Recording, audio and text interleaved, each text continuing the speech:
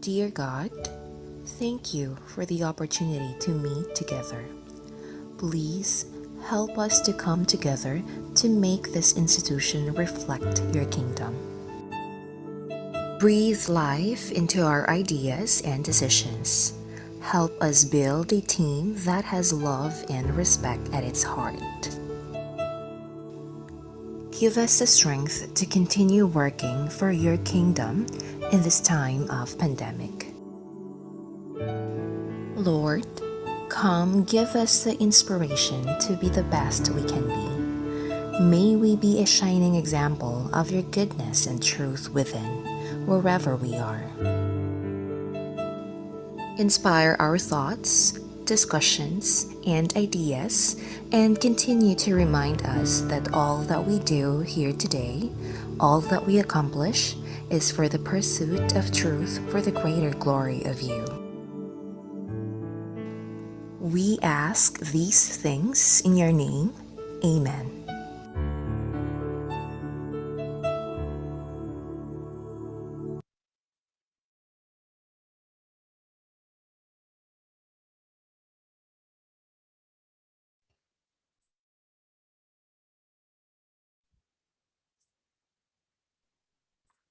All right, good morning everyone. Thank you for joining us today. Magandang umaga po sa lahat.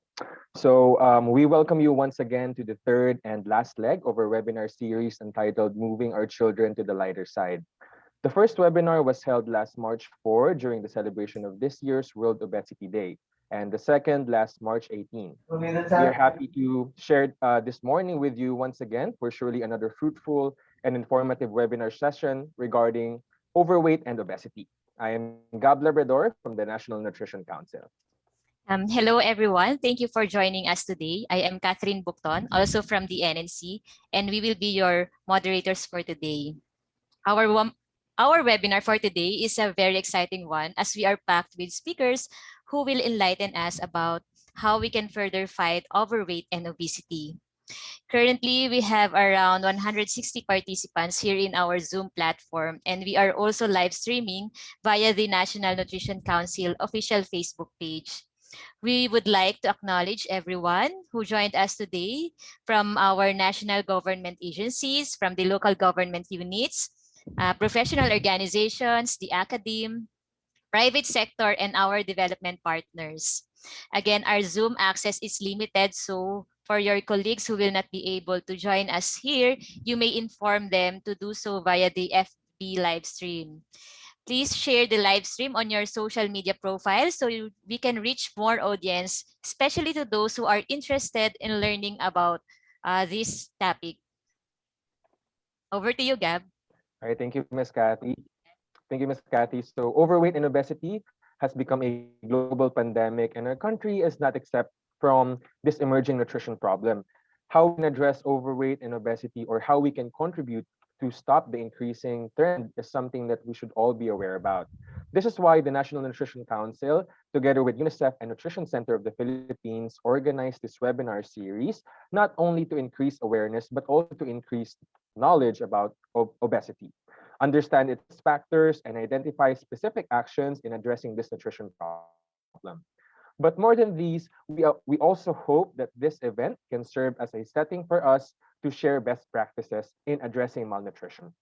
The first part of our webinar focused on the growing problem of childhood obesity and the different factors involved in increasing prevalence.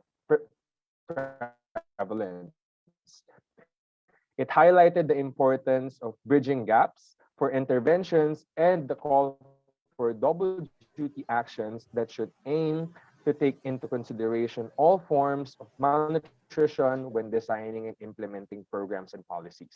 Moreover, the second part and eating habits, and it also emphasized how the growing globalization and digitalization are involved in shaping our children's perception of food, mainly from marketing, availability of highly processed foods, and the growing presence of food service establishments.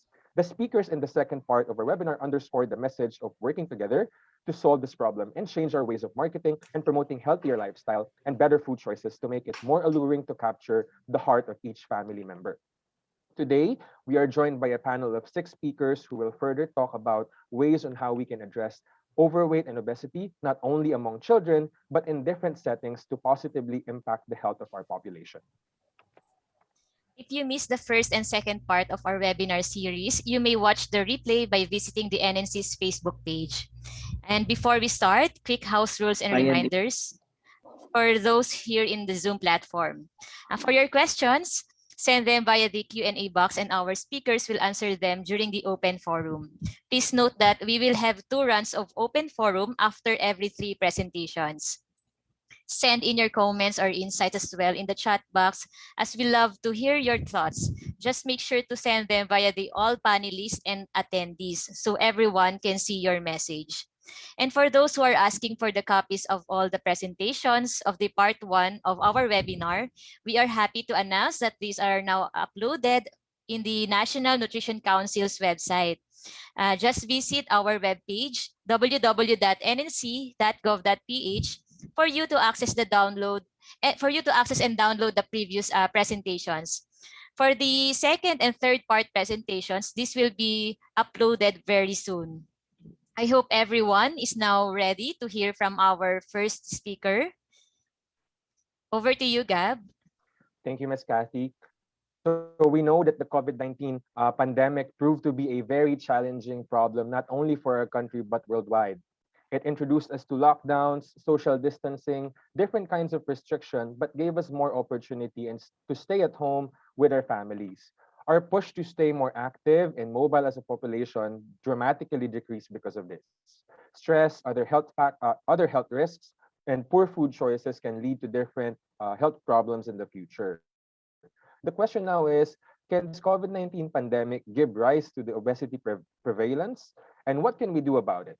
Our first speaker will enlighten us more about this. He is the Technical Officer for Non-Communicable Diseases for the World Health Organization Philippines. Please welcome Dr. John Juliet Jojo. Dr. Jojo? Yes, good morning, Gab and Kat, and to all colleagues who are with us in today's webinar. Okay, thank you to Kat for controlling my slides. And thank you for the opportunity to make a presentation in today's webinar with the team. Everybody needs everybody, moving our children to the lighter side. My topic for this morning is on 2 pandemics of profound global and national importance. And these are, of course, obesity and COVID-19. Yeah, next slide. So this pandemic, of course, is the global and national context where we are in now. COVID-19 has affected all of us and changed many of the ways we do things. Currently, as of yesterday, there were more than 123 million confirmed cases of COVID-19 globally, affecting all regions of the world. And there were about 2.7 million deaths as of yesterday. Now, in the Philippines, in the next slide, will show that as of yesterday, there were more than 684, 311 confirmed cases and more than 30,000 deaths. 42% of cases are in the NCR, and other regions with high number of cases include the Calabar Zone, Central Luzon, and Central Visayas. And in the recent weeks, we have noted an increasing trend. And this is seen in the epic curve that's derived from the DOH website, which you can see on this slide. Now, relating to NCDs in the next slide, so COVID-19, it's not just the healthcare workers and the older persons who are vulnerable. So since the COVID-19 outbreak, people living with NCDs have been found to be more vulnerable to becoming severely ill or dying from COVID-19. And this scenario has been seen in many countries, and we see that also in the Philippines. And in this slide, you will see that there are many studies that says that overweight or obesity can increase the severity of COVID-19.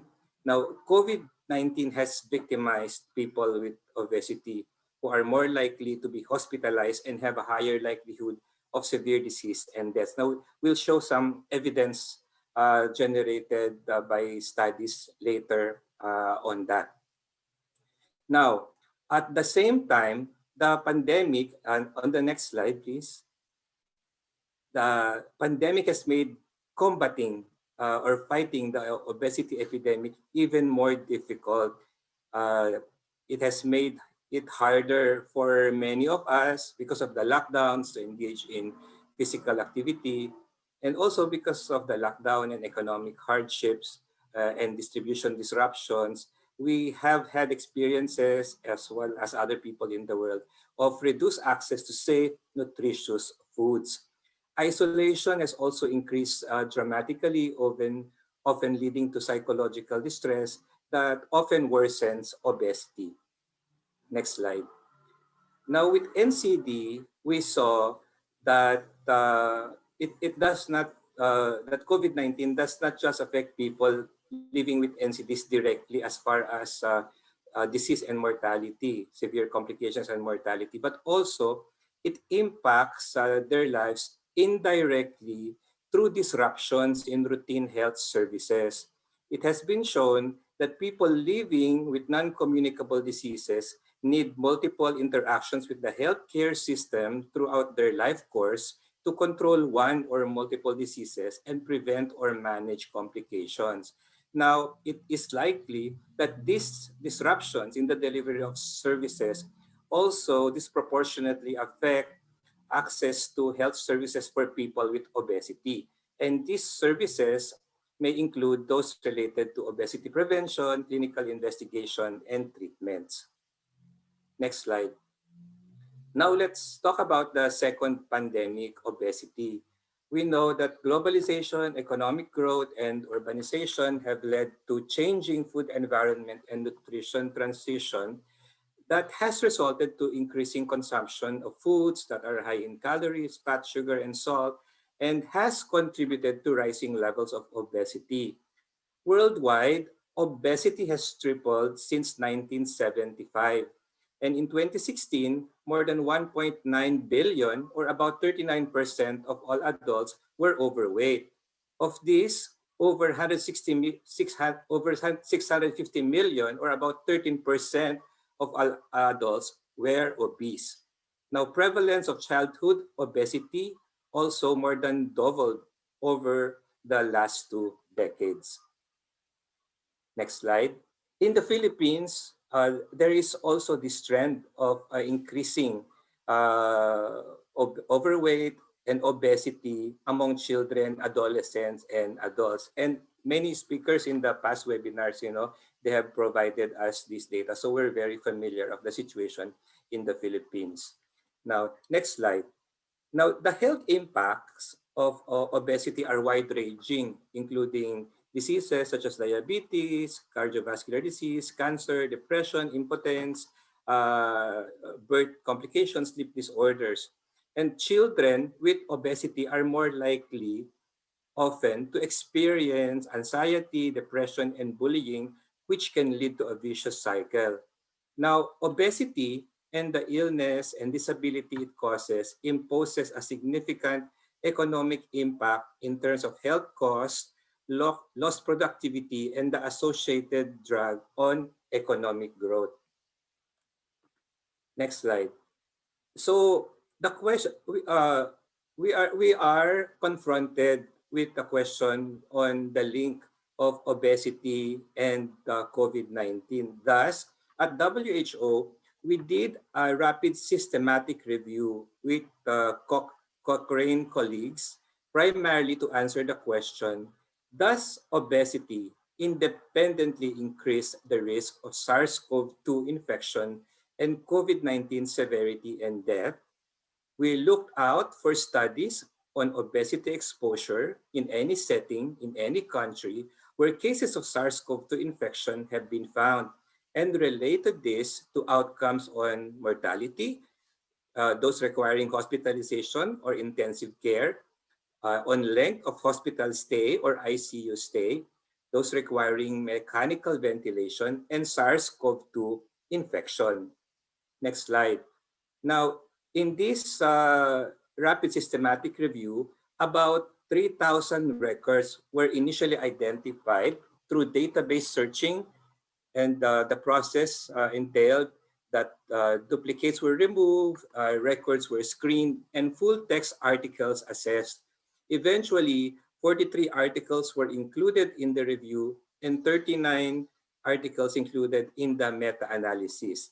And these were the main articles that provided the conclusions or the takeaway messages that we derive from this meta-analysis. So the takeaway messages derived from systematic reviews include, first, that obesity is an important independent prognostic factor in COVID-19. Second, that obese patients are at increased risk for all adverse outcomes. And third, increasing BMI further increases the risk for adverse health outcomes. Next slide. There are many other studies that support the findings in this Cochrane review. This slide shows findings from the World Obesity Federation and provides further evidence which suggests that obesity may be a risk factor for severe outcomes and complications of COVID-19. Studies shared include a report by the CDC in the US, which suggests that 48% of people hospitalized with COVID-19 were also affected by obesity. Similarly, a study in France found that people in critical care with COVID-19 were 1.89 times more likely to have obesity than the general public. Reports in the UK and Italy also suggest this association of obesity to severe outcomes of COVID-19. Next slide. CDC also declared that obesity increases the risk of severe illness from COVID-19 and may triple the risk of hospitalization due to COVID-19 infection. A study of COVID-19 cases suggests that risk of hospitalization, intensive care unit admission, invasive mechanical ventilation, and death are higher with increasing BMI. Next slide. Now, all of these findings point to the paramount importance of addressing the issue of overweight and obesity. Now, previously, the WHO, the World Health Assembly through the WHO has set targets for overweight and obesity reduction in children, adolescents, and adults. And on this slide, you can see the global nutrition targets relating to obesity. The target is to halt the rise in overweight and obesity in children and adolescents and also adults. So these are the targets, but we still have a long road ahead to achieving these targets. And the pandemic has set us even further back. Now we need to reverse the obesity trend, and we can do this in three ways. First, fight obesity with public health tools by scaling up actions to prevent, control, and manage it. Second, fight obesity with financial and regulatory tools to make healthy diets more accessible and affordable. And third, fight obesity with clinical tools by providing quality care for children and adults who live with obesity. Next slide. Preventing obesity starts with good maternal nutrition and managing weight in pregnancy. Good childhood nutrition is also critical. Optimal nutrition in the first 2 years of life reduces the risk of becoming overweight or obese and developing NCDs in later life. Healthcare providers must actively support breastfeeding, especially for families in stressful circumstances. The responsibility, however, goes beyond the family and the health sector. Employers need to promote a family-friendly workplace where women, for example, can nurse their infants. And we must continue to confront the efforts of the industry to undermine breastfeeding by promoting breast milk substitutes. In addition, breastfeeding must be accompanied by nutritious complementary food and limited sugar intake at this young age. Over the life course, we need to promote healthy diet. And also, we need to create an active society, active environments, and active systems following the recommendations in the WHO Global Action Plan on Physical Activity. Next slide. We also need to fight with financial and regulatory tools. We need to make healthy diets more accessible and affordable. This means using pricing tools such as taxes and subsidies. And in the Philippines, we have the taxation for sugar sweetened beverages. And also, we need to regulate the marketing of foods to children. And this is an important area of concern, I think, for many stakeholders among us. We also must clearly inform people, next slide, about the nutritional content of the food they are buying and consuming in a way that even young children can understand. Nutrition label is an important source of information on nutrition, and it's a tool for consumer for selecting better food choices.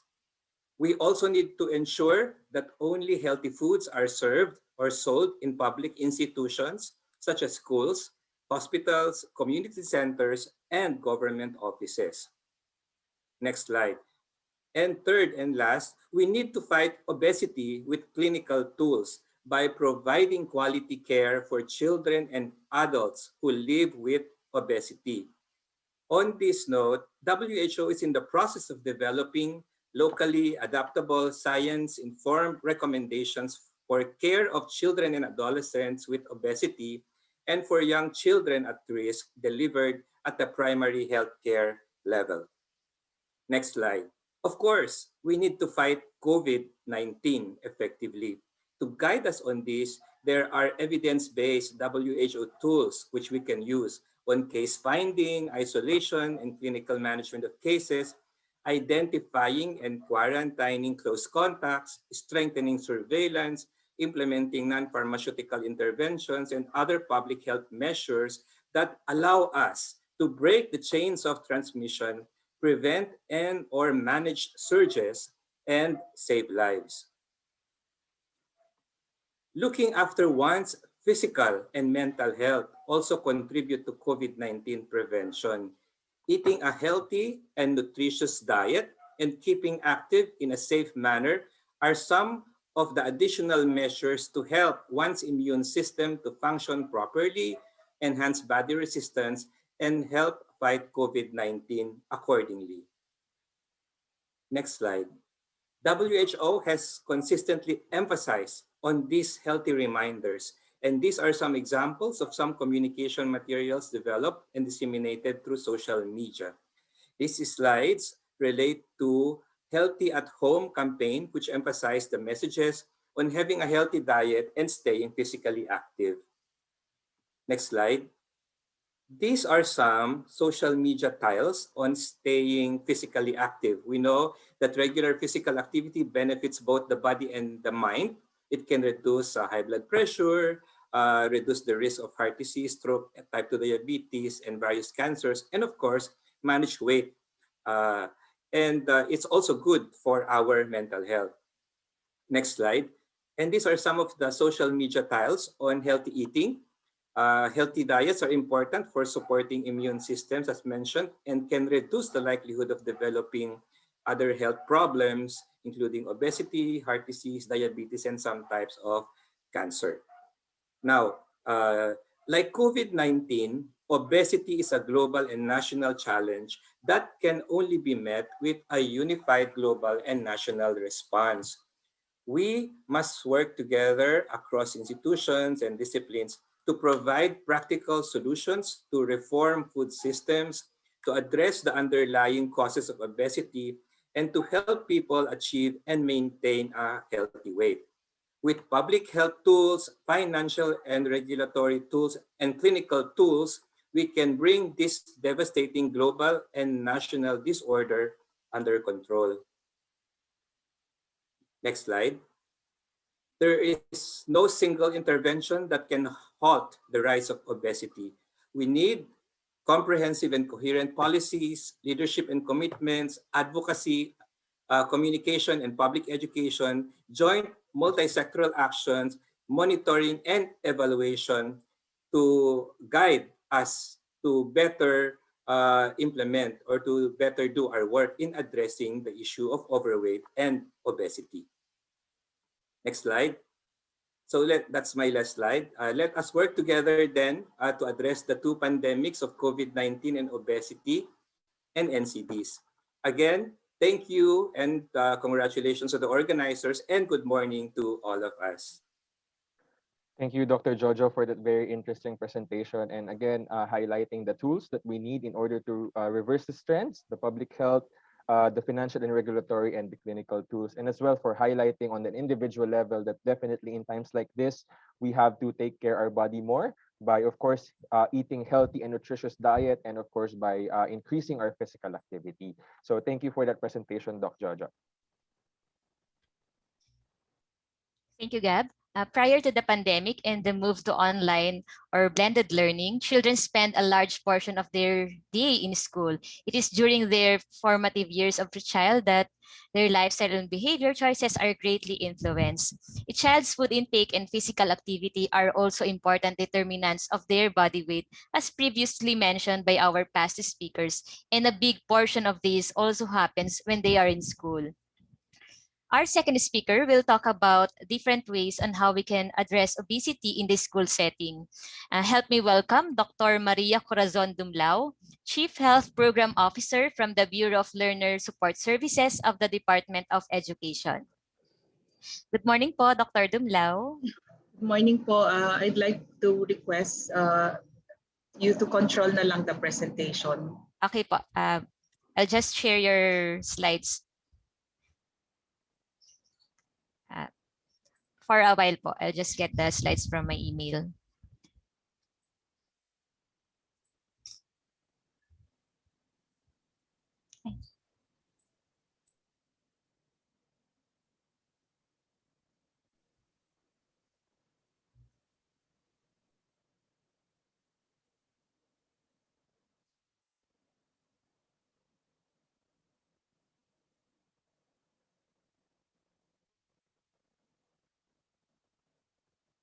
Or pwede na lang din, nakikita na ba ma'am? Yes po, we have your slides na po on the screen. Okay. I'd like to thank the organizers for inviting the Department of Education into this very important platform to ensure that efforts are focused into addressing obesity. And I'll be presenting the efforts of the Department of Education when it comes to addressing the issue in the school setting.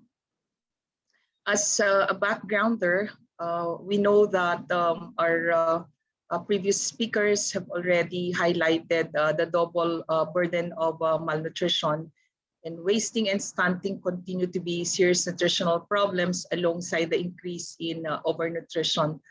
We already have a very strong school-based feeding program addressing undernutrition, and we are also focusing our efforts to address the increasing prevalence of overweight and obesity in the schools, which is also the commitment of the department to prevent the development of chronic diseases and non-communicable diseases.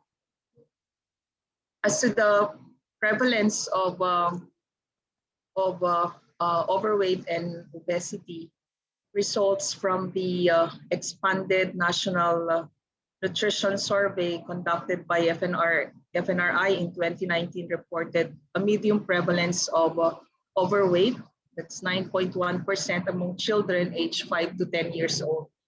And these are the school-age children. And the prevalence of overweight and obesity are slightly decreased among school-age children from 2018 to 2019.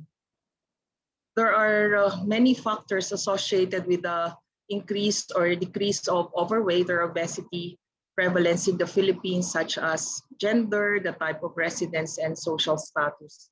According to the DOST, Philippine Journal of Science, it is particularly notable that higher educational status, higher socioeconomic status, and residence in urban areas pose an increased likelihood of being overweight or obese.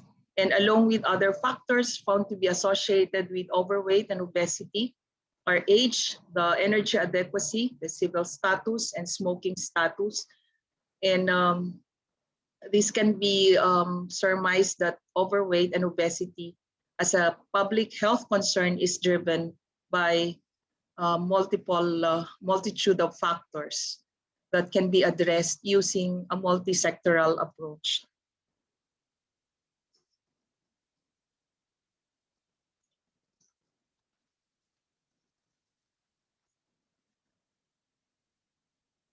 There has been a slight downtrend on cereals, where rice is the most common, and meat consumption for 2000, from 2003 to 2008. If you look at the mean one-day per capita intake by food group in 2008. A major downtrend has also been shown in vegetables and fruits consumption, and a slight increase in poultry and fish consumption. And this is important because it has been highlighted a while ago by Dr. Gilliard that according to WHO, fruits and vegetables are important components of a healthy diet. Reduced fruit and vegetable consumption is linked to poor health and increased risk of non-communicable diseases. So including fruits and vegetables as part of the daily diet may reduce the risk of some non-communicable diseases, including cardiovascular diseases and certain types of cancer. More limited evidence suggests that when consumed as part of a healthy diet low in fat, sugars, and salt, and sodium, fruits and vegetable may also help prevent weight gain and reduce the risk of obesity as an independent risk factor for non-communicable diseases.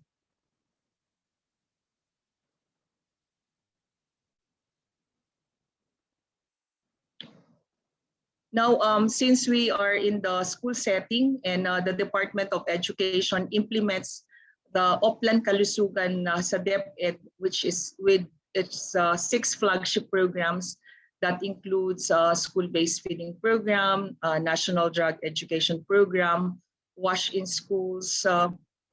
We also have adolescent reproductive health, medical and dental services, and school mental health. I would like to contextualize my presentation looking at the various complementary efforts from the different bureaus and offices that address obesity in the context of their respective office mandates. So we have in the Department of Education, under the Office of the Secretary, we have curriculum and instruction. And that would include the Bureau of Curriculum Development, the Bureau of Learning Delivery, Bureau of Educational Assessment, and Bureau of Learning Resources. We also have in the Department of Education, the Bureau of Learner Support Services, which includes the School Health Division, and we also have the School Sports Division, who have also mandates when it comes to fitness, and we also have the Youth Formation Division. For the discussion on DepEd's effort, I'll be focusing my talk on creating a positive environment to ensure that healthy and nutritious food is being available in the schools. So if you look at the different efforts of the department, you can see here that for curriculum and instructions, as early as kindergarten, there's already the learning area for physical education and health, which aims to develop the learner's physical health and motor development. And when it comes to elementary and junior high school, fitness and movement education content is the core of the physical education curriculum. So while the content areas of the health health curriculum includes nutrition, which is addressing the importance of eating healthy and establishing good eating habits, especially for children and adolescents, as a way to enhance health and prevent diseases. We also have personal health, which comprises personal health habits and practices that promote physical, mental, social, emotional, and moral, spiritual health, and to prevent or manage personal health issues and concerns. For senior high school, physical education and health is a core subject in grade 11, where learners are expected to learn, among others, to self-assess health-related fitness status, barriers to physical activity assessment, participation, and one's diet. And for the Bureau of Learner Support Services, complementing the efforts of the curriculum and instruction when it comes to integration of health and nutrition concepts into the curriculum. We also have the efforts of the school sports division for the school sports activities and the school health and nutrition division of the Department of Education, formulating policies and standards that would support the efforts towards addressing obesity and other common health issues in the school setting. Let's look at DepEd Order 13 series of 2017, or the policy and guidelines on healthy food and beverage choices in schools and DepEd offices. And a while ago, Dr. Gilliard already highlighted the importance of ensuring that a positive environment to ensure that there's access to healthy and nutritious food. That's already highlighted.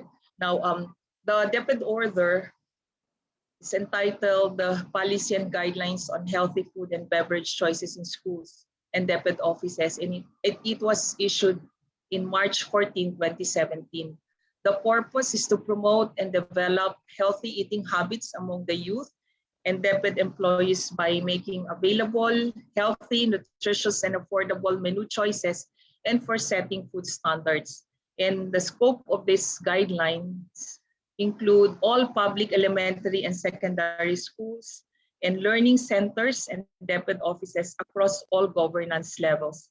And the private schools are also encouraged to adopt the guidelines. The Department of Education is centralized, and we have our counterparts even at the school level. So the different levels of governance includes the central office, the regional offices, the division offices, and these are workplaces. And then the school or the grassroots level, where we have both the teachers and non-teaching personnel and the learners.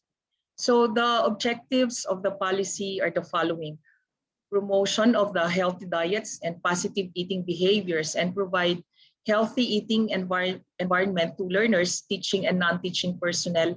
And it also aims to make available healthier food and beverage choices among learners and DepEd personnel and their stakeholders.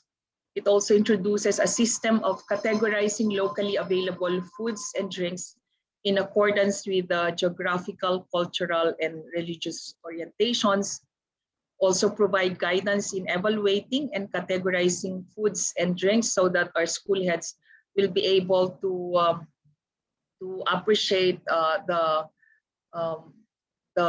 availability of a structure and system in the canteens and in the school setting to ensure that appropriate food commodities are being served.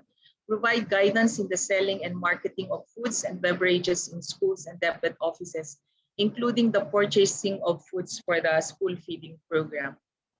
Now let's look at the reinforcing strategies. And this is aligned with the previous presentation, that's setting food standards. So in setting food standards, the schools are expected to come up and develop healthy menu per school. They just don't buy anything and then just serve it there. They should have a plan, a healthy menu plan for the school. And then food and beverage choices adherent to the requirements of a healthy diet should be served. And they are encouraged to follow the Pinggang Pinoy. And as to the evaluation of food products, we have 3 categories: the red category, yellow, and the green category. Now for the red category, these are the items which must not be in the healthy menu and should not be sold in the canteen. For the yellow category, it may be served once or twice a week only and should be less prominent in the canteen menu. And for the green category, the food should be included in the healthy menu for selling every day. For the food products with nutrition facts, a while ago, the importance of being able to read the nutrition label and process the information was emphasized by our previous speaker. So for foods that are being served, they should adhere to the specific cut off for saturated fat. Green category should be less than 3 grams. If it's 3 to 5 grams, it would fall under yellow, and if it's more than 5 grams, that would fall under the red category. As to trans fat, we also have the specific cut for this cut off, and then for sugar, total carbohydrates. For green category, that should be less than 10 grams.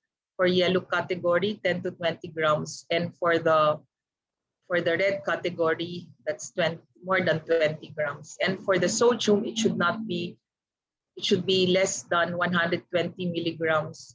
And if it's 120 to 200 milligrams, that would fall under the yellow category. And if it's more than 200 milligrams, that would fall under the red category. So for food products without nutrition facts, the green category would include products which contain wide range of nutrients and are generally low in saturated fat and trans fat, sugar, and salt. For the yellow, it contains some nutrients, but at the same time also contain a large amounts of saturated fat and or trans fat and or sugar and or salt. And for the red category, they contain high amounts of saturated fat or trans fat or sugar or salt. So these are examples of the products under the green category. For drinks, we have unsweetened milk, safe and clean water, fresh cocoa water. And then we have for the Go Foods, milled rice, brown rice, corn, oatmeal, and other products. For the Grow, we also have identified the products under the Grow Food and the Glow Food. Now for those belonging to yellow category, those includes the drinks, which are 100% fruit juices, and also there are examples under the Go, Grow, and Glow.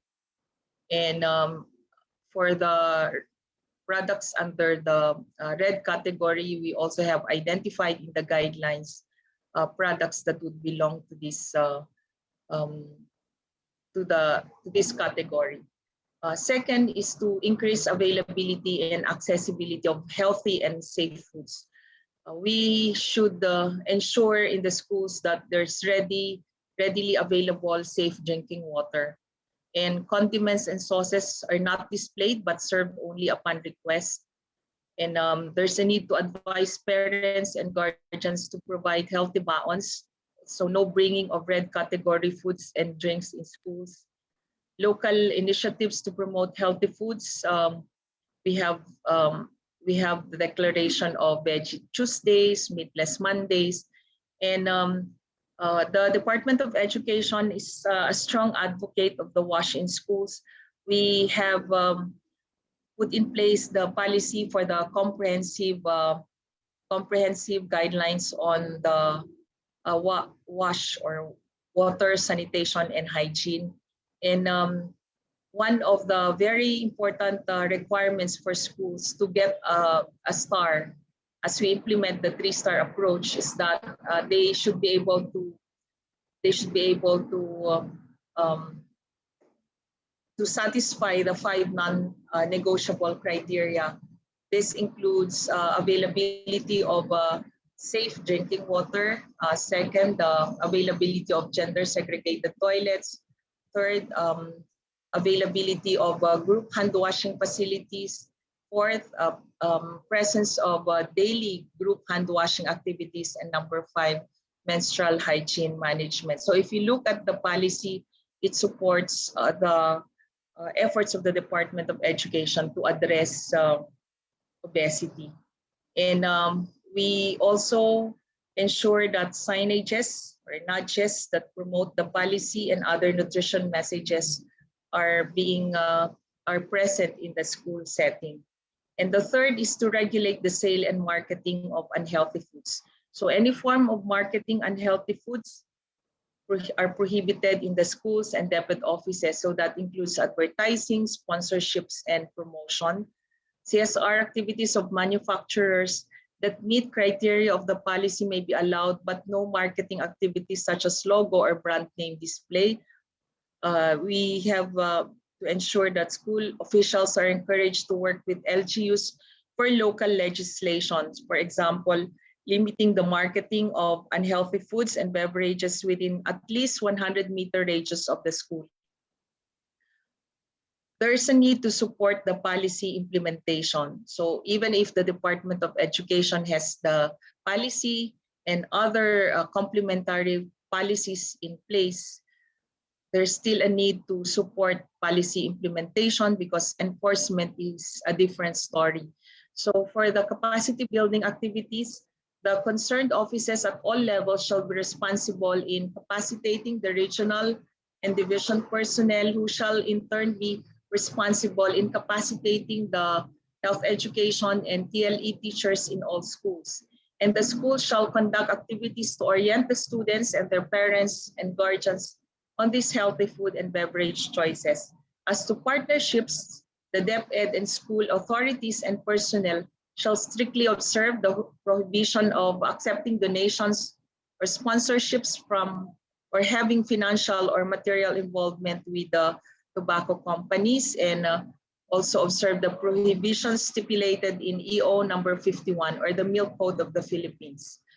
As to the monitoring and evaluation, since we are the biggest bureaucracy, the duties and responsibilities or the roles of the officials and implementers at each level of bureaucracy shall also be complementary, and that the central, regional, and division offices shall continue to gather feedback on the implementation of this policy and guidelines from all concerned internal and external stakeholders. And the regional and division monitors are expected to monitor compliance of DepEd Order 13 series of 2017. So other activities, the regional offices and schools division offices are encouraged to launch programs that will support healthy diets and physical activities for its employees and school children. We have strengthened the implementation of convergence programs of the 6 flagship program in the department through its brand, the Oplan Kalusugan sa DepEd or OK sa DepEd, so that our school heads will be able to appreciate the different activities that are critical to the development of the learners. And the schools are encouraged to promote and provide opportunities for school children to be active in a safe environment. The WHO recommends that children aged 5 to 17 should accumulate at least 60 minutes of moderate to vigorous intensity physical activity daily. And there's the need to incorporate healthy diets, wellness, and physical activity in other school events and activities. The nutrition education program of the department is also linked with Gulayan sa Paaralan, and school gardening can be an opportunity for physical activity. And then the management of overweight and obesity cases in schools through health talks to be conducted by our school nurses and engaging these students in more physical activities through its co-curricular activities. So what is important in the Department of Education is that we have our doctors, nurses, dentists, nutritionists, dietitians that would provide technical expertise to our regions, divisions, and the schools in ensuring that the standards set for health and nutrition are being enforced and strengthened. So thank you very much to the organizers of this very important event, and looking forward to more partnerships for the implementation of our Oplan Kalusugan sa DepEd and our efforts to address obesity. Thank you po, Dr. Dumlao, for the very insightful presentation and for highlighting on how the policy guidelines of DepEd classified the foods. We have this green, yellow, and red category depending on the fat, sodium, and sugar content. Actually, with these policies issued by the DepEd, this paved the way for some food manufacturers to reformulate their products so they will be able to meet the criteria for green and yellow foods category. Also, some government units, the LGUs, releases ordinances regulating the selling of unhealthy food and beverages around the vicinity of the school. And maybe the challenge for us now, for DepEd, is on how we can extend this campaign or how we can tweak this campaign to our students under the new normal. Again, thank you po, Dr. Dumlao. Let me just remind everyone that if you have questions for our speakers, you may put them in the Q&A box and our speakers will address them during the open forum after our third presentation. Thank you, Ms. Kathy. So the food and lifestyle behavior formed during the early years of children can be carried over to adulthood. So it is imperative that we hone our children to form these positive habits about their health. So another journey of students before stepping in the real world is studying in the university or college. So the high availability of fast food establishments, go-to comfort foods, which are usually processed and high in fat, daily pressure and stress from their studies, and lack of time to be physically active are just some of the factors that can increase the obesogenic environment of students in the university. Our third speakers will share her study on obesity among college students in the northern Philippines, and will provide us insights on how we can tackle obesity in the university level and ways to move forward through possibilities of national policies. We are honored to have a speaker, Dr. Belinda Ramos, the Dean of the College of Medicine and Allied Medical Programs of the University of La Salette. The floor will also be shared by the Director for Research and Development of the Batanes State College, Dr. Ferdinand Bulusan, who co-authored the study. Dr. Ramos and Dr. Bulusan, over to you. All right. Yes, Gab, may I be the one to share my screen? Go ahead, Dr. Ferdy. Okay. Right. Okay. Can you see my screen now? Yes, Doc. Okay. All right. So good morning, ladies and gentlemen. We would like to thank the National Nutrition Council for the invitation, for this rare invitation to give way to disseminate our paper on obesity. Dr. Belinda A. Ramos of the University of La Salette and I are exponentially honored to be given the chance to present our latest collaborative study. Dr. Ramos is the current Director for Research in the University of La Salette in Santiago City, Isabela, and former Dean of the College of Medicine and Allied Medical Programs. Yours truly is Dr. Ferdinand Bulusan, the current Director for Research in the northernmost higher education institution in the country, the Batanes State College.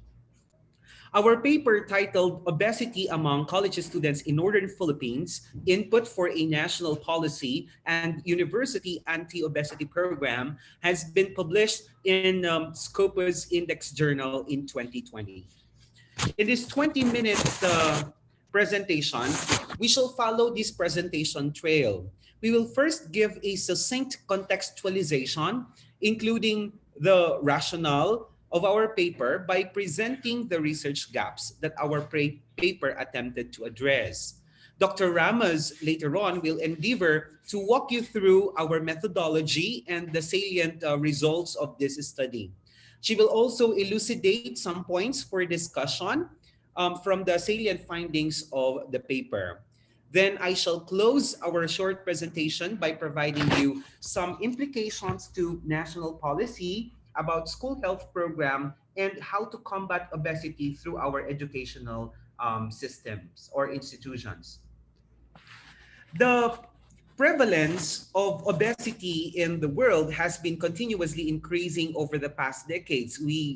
Dr. John Go mentioned that a while ago. One factor that contributes to the rise of in the number of obese individuals is the school environment.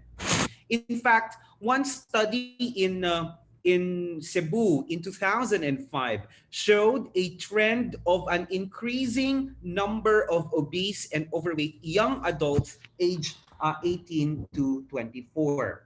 Now, if we try to consider the age bracket, we can see that people within this age bracket are primarily college students or fresh graduates of their collegiate degrees. Now, Harrison in 2012 found out that the school environment encourages behavior related to diet, related to physical activity, and related to obesity. It is worthy to note, therefore, that school environment does not necessarily highlight what is within the four walls of the campus. It also includes other near areas outside the campus. For instance, business establishments like food stalls. These are all included in the school environment. So one part of school environment is food environment. Hirschman believed that the school food environment must be in congruence to the standards of government regulations for food and nutrition requirements in schools for better health and nutrition programs. In this way, my dear friends, we can see that school health program should be rooted from national policies that secure healthy living of school-age children and all students for that matter. All students, all faculty members, all personnel, regardless of the level, whether that is basic education or that is higher education. We found some research gaps here. First, Jamieson in 2006 mentioned that among the developing countries like the Philippines, school health programs are limited only to the diagnosis and treatment of infectious diseases rather than on the preventive side. Another research gap that we found out is that for non-infectious diseases like obesity, these agencies like schools and universities only give information dissemination on non-infectious diseases like obesity. And the prevention of non-infectious diseases like obesity is actually left to the individual or to the family of the individual. The question now, my dear friends, is how do we realize now that top to bottom planning on school health programs limited only or how do we address the top to bottom planning on school health environment? Um, in fact, in the Philippines, the current Philippine laws and policies focus only on school health programs within the context of basic education. That's the reason why I like the idea or the presentation of Dr. Maria Corazon Dumlao a while ago. She mentioned about the DepEd order. And so um, in the context of tertiary or higher education institutions whose students are more prone to obesity, food choices are left to institutional management. And so this paper, my dear friends, has determined the prevalence of obesity among the college students of one higher education institution in the northern part of the Philippines and evaluated this university's anti-obesity program to strategize interventions and prevention of obesity among its students.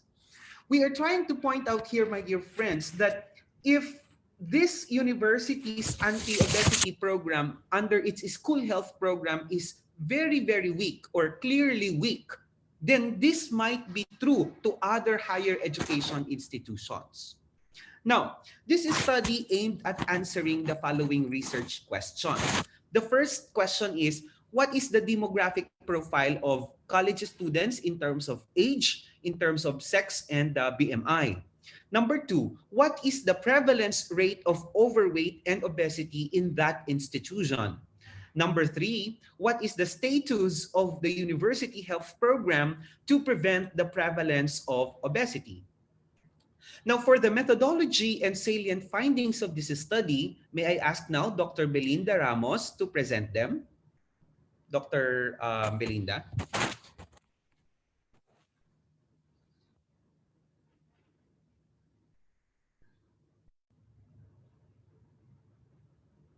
Okay.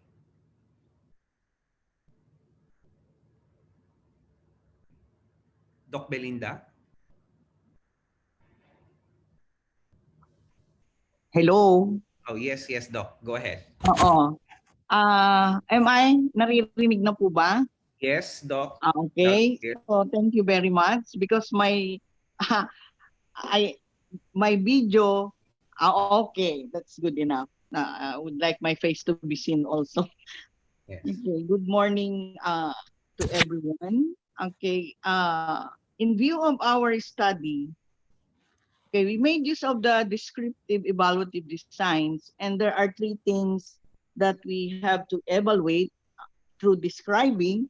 Okay, so first one is the health status in terms of the body mass index of the students, the school environment of the school, which may influence these students and that they will be uh, have their current BMI or body mass index, and also describe the school health program in terms of the preventive and or strategies and policies on non-communicable diseases and their causes such as obesity. We made use of two approaches to gather our data. There are actually, number one, we have our documentary analysis. So the documents we made use of is the medical records of students who have completed their annual and medical and dental checkup. Another one is the health department manual of operations for the activities or preventive options that the health department is undergoing. And the next document is the administrative manual for the overall school policies on prevention of diseases inside the school. The other approach is observation and inspection of food outlets, both inside and outside the campus, who caters for the food and drinks of students and employees alike. Our participants, okay, our inclusion criteria actually is those students who had completed an annual medical and dental checkup. Okay, during the conduct of the study, there were actually 4,250 enrolled students. And those who have completed is actually 2,843 students. composing therefore of the 68.89% of the total population of the students. Okay, so not only the records are made use of as sources of data, as I said before, it is actually also the manual of operations of the health department and also of the administrative manual. Now, how do we analyze our data? Okay, our data was analyzed. Okay, first one using the WHO formula and standard to compute for the body mass indices, making use of the weight in kilograms divided by the height in meters squared.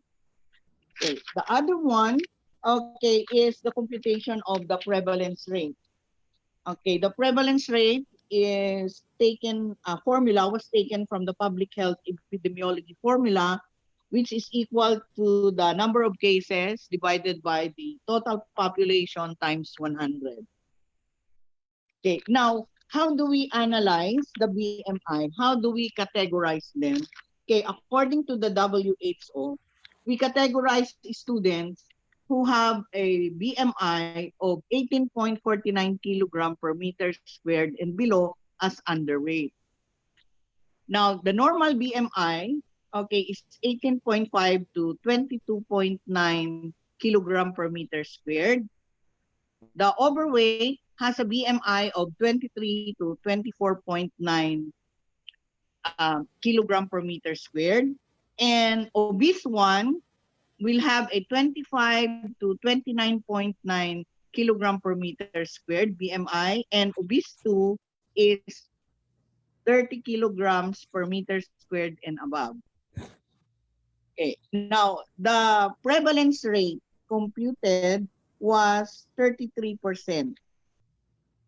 Okay, that was the computed prevalence rate. Now, can we go to the slide of the resource? Okay, looking into our table, it is definitely can be seen that the males have higher prevalence rate of obesity and overweight than their female counterparts. Now, as they get older, okay, from 16 to the older side, their BMI tends to go towards overweight and obesity. So we can now see that why is this? Okay, why such results? Okay, in the observation and inspection of the food outlets inside the and outside the school campus, food sold to the students were usually high calorie, high energy foods and drinks. Example of the high energy is the kwek-kwek, okay, the tokong, okay. Most of these are fried foods. And the drinks were often malamig, sa malamig, and carbonated drinks, which are full of sugars. And then looking into the manual of operations of the health department, there is no specific health program to prevent obesity or limit predisposing factors for non-communicable diseases. And then looking into the administrative, there is also no specific administrative policy to regulate the kind of food and drinks to be sold to students even inside the campus. Now, about the physical activity, which is also a contributory factor to obesity, it is found out that the first years and second years are those students who have more physical activity because of their PE, physical education subjects. And those higher level students have only participated, okay, school activities, physical activities during the annual foundation day. So it could be seen that there is increase in the number of physical activity in all student level 1 or 2 months before the annual foundation day. However, throughout the semester or throughout the school year, there is actually only the physical education class that provides the uh, physical activity. Okay, next slide, please. Okay, this is just actually a summary. Okay, so it says that what is there in the university against obesity. As we say, there is no specific program, okay, for non-communicable disease or activity aligned with the prevention of obesity. There is no clear policy, or there is actually no policy of what food should be sold to students and employees both inside and outside. Okay, and the physical activity is dominated only by those in the curriculum, which is actually the physical examination, physical education class or subject. And as I said, uh, physical activity increases only when the annual foundation day arrives, because there is now competition for street dance, cheer dance, okay, and other physical activities such as races, okay, or running and whatever physical activity depending on the organizer. Okay, next. Okay, so how do we reconcile all these things? Okay, why is there less physical activity with older age group students? Okay, these are actually a to include the physio and anatomical and physiological journey of the growing older. Okay, there is, with the decrease in the number of metabolic activity, there is also the increase in the activity which is more sedentary for the older students, because of they have to review for the board exams, etc., and for the their major subjects. Now, college life predisposes students to factors favoring occurrence of obesity. Why? Even if during their high school days, these students, even if they have a healthy lifestyle, when they go to college, they are on their own. They could eat whatever they want. They decide whatever to do, whether they exercise or not. Okay, these are adults. The school cannot impose on things like that. So besides the interaction, okay, from a healthy to an environment that interacts the students, changes their behavior. This is also a problem, because even if you learn, when you get interacted, there is a chance of changing your behavior and habits, including diet and physical activity. Okay, so that's why college life predisposes students more on obesity. Now, the university health program, okay, should also focus, because nowadays the current causes of mortality and morbidity is now more on the non-communicable, okay, gaining towards the infectious one. As the first speaker has just said, that a non-communicable diseases or status such as obesity may worsen the condition of an infectious disease, such as the COVID-19. So the chance of survival becomes lesser because of the double jeopardy encountered in a person. So I think there has to be a clear policy, national policy, not only for the young ones, but also for the adults, because the adult must change their behavior, okay, based on what they should see and believe, because we have to change their perception that uh, I am healthy because I am young, 18 to 24 years old. Okay. Okay, Thank you this is very my much. comment. Yes. Thank you very much, Dr. Ramos. Now, considering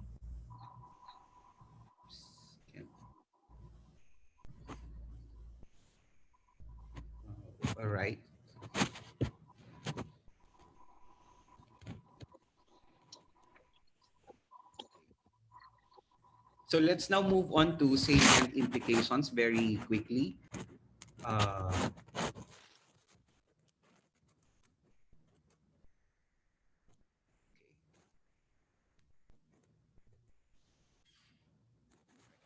let's now move on to the salient implications, considering, of course, the results of the study. We try to zoom out now and see the bigger picture. Here are some salient implications of the study. First, school health programs.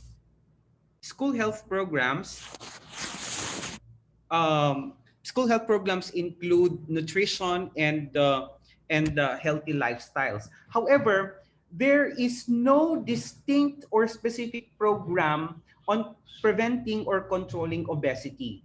What do you mean by this? At this very moment, my dear friends, it may be highly true that most universities and colleges, both private and public, certainly lack a specific program on how to prevent or control obesity.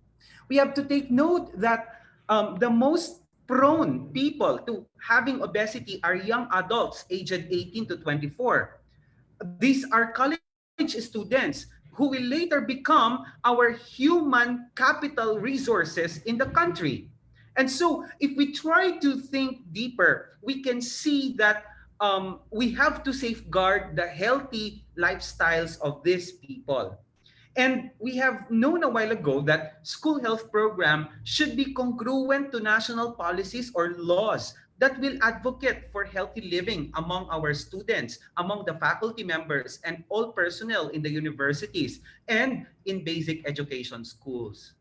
This leads us to the second problem.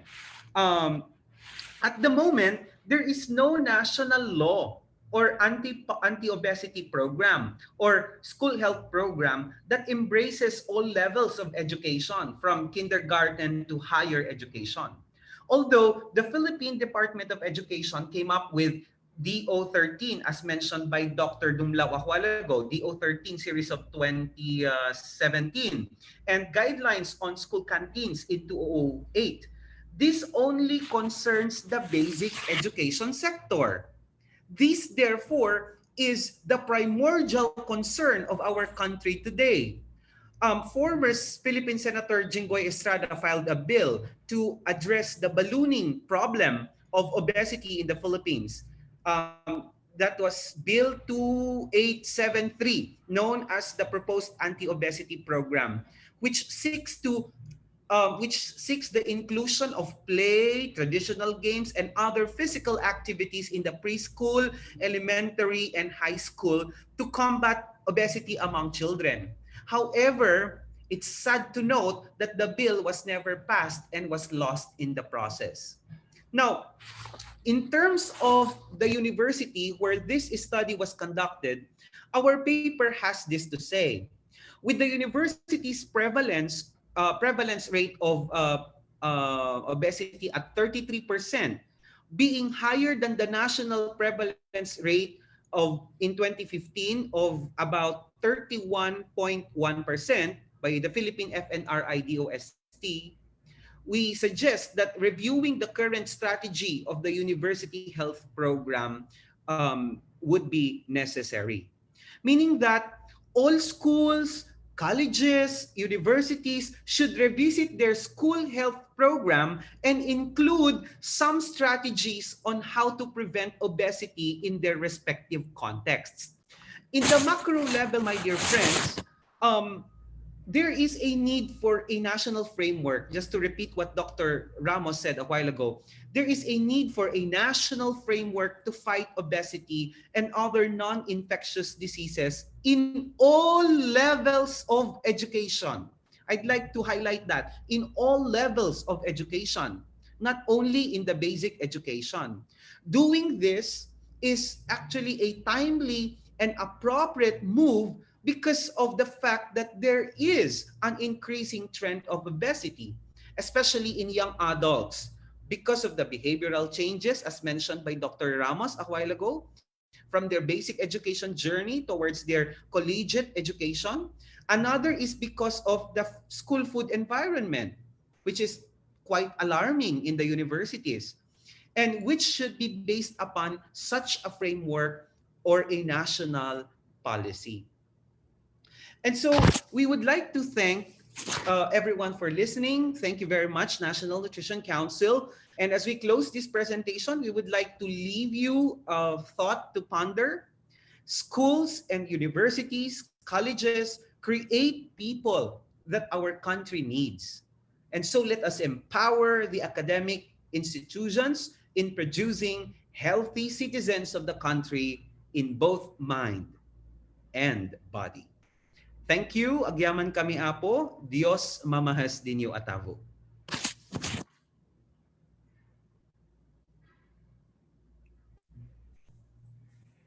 Thank you, Dr.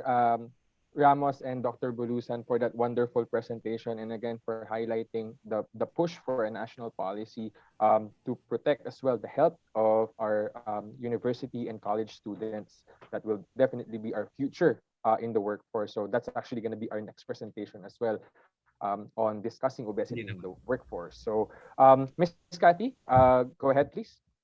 Thank you to our first four speakers for sharing their great presentations.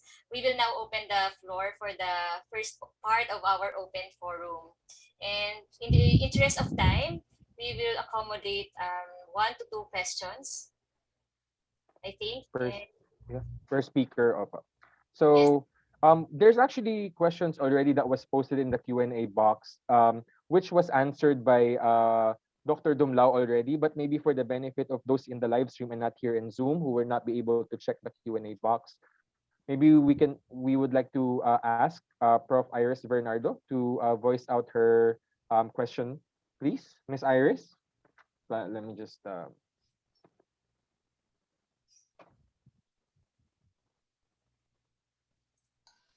Yeah, the question was for Dr. Dumlao. go ahead. I think she already answered it in the Q&A box. Thank you. Good morning. Ayan. So yeah, so the question basically is there any R&Ds for the cluster, for example, for elementary and high school? So um, Dr. Dumlao, maybe you would like to voice out the answer. The number of nutritionist dietitians, they are lodged at the regional offices. So we have one nutritionist dietitian per region, so that makes it 17 nutritionist dietitians. There are already initiatives to increase the number so that and this will also be at the division level. There are already ongoing negotiations for that. And for the other question, the Department of Education is such a big bureaucracy. How do we ensure that the enforcement of the standards are monitored? At the if you look at the guidelines, there is a role of every governance level. So at the central office, we're into formulation of policies and standards. We also take the lead in capacitation of our regional personnel so that they will also be the ones in charge to capacitate the division offices, and then the division offices will also capacitate the school heads under their respective divisions. It's important that nutrition, education, and efforts on obesity is integrated in the overall Oplan Kalusugan sa DepEd, so that the school heads are empowered under the school-based management to take action on specific concerns in their respective areas. So monitoring is done at different levels, and there's continued technical provision of technical support to the schools. So it's a whole of governance approach, and we need to be able to integrate all of these efforts into one OKD program, because every program complements each other. Thank you. Thank you, Doc Domlao. But just a follow-up question, actually, via the Facebook Live. There's a question from Sir Hector Maglalang that what are the sanctions to school, both public and private, if they're not complying to the DO13? Since the implementation of the policy, there's a need to for the division offices to look into how the schools would implement the policy. We are more into empowering them, make them understand the importance of enforcement of this policy, and not more on the punitive aspect, because it needs awareness. It also needs capacitating them. But if at the end of all the efforts, they will not follow, then there are processes that needs to be taken to provide or to uh, give sanctions to them. But of course, it goes through the process of making them aware of the policy, of following their progress when it comes to enforcement, and empowering them through capacity building. Thank you. All right. Thank you. Thank you to all our speakers for today. Well, in the interest of time, unfortunately, that's all that we have for the first open forum.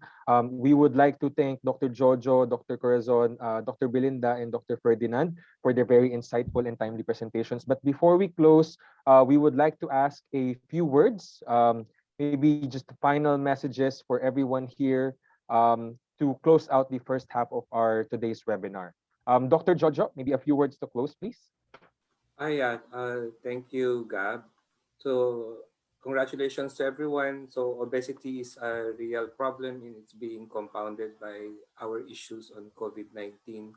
So we should continue our efforts to address both pandemic, and we can only do this if we're gonna do this together. So sama-sama po tayo, labanan po natin ang COVID-19 at ang obesity at NCDs. Thank you, Gab, Kat, and everyone. Thank you, Dr. Jojo. Thank you, Dr. Jojo. Maybe ask Dr. Dumlao for final insights or final remarks for our participants. For the efforts of the different settings in fighting obesity, it involves a whole of government approach, and we need to do our part. We need to ensure that different interventions at different settings are in place. Settings like school-based settings, community-based settings, workplace settings, media-based settings. So these are all important settings that we should also look into. And they have critical role in mobilizing all support to the obesity program. But we also need to highlight the importance of the family-based setting, the role of the parents in ensuring that healthy food is available, and that they also take part in ensuring that nutrition is in the core of every family. Thank you.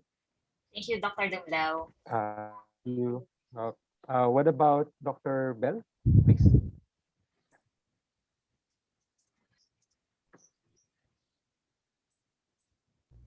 Or Dr. Ferdinand, perhaps, final words and remarks? Yes, sir.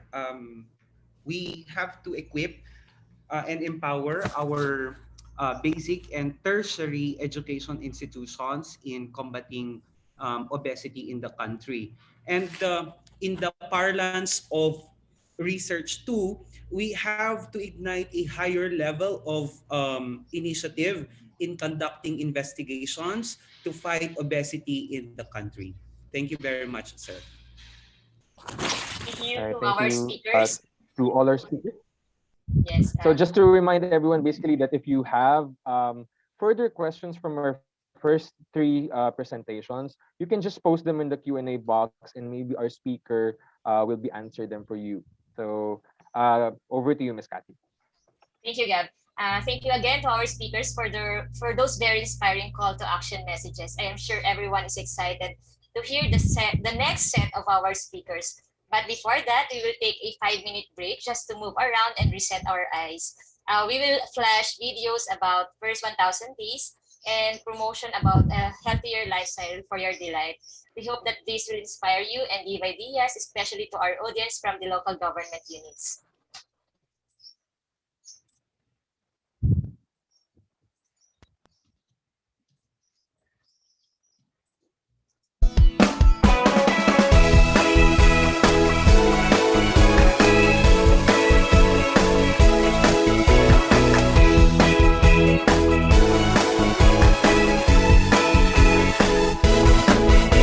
Hello there mga mommy, let's go for healthy pregnancy.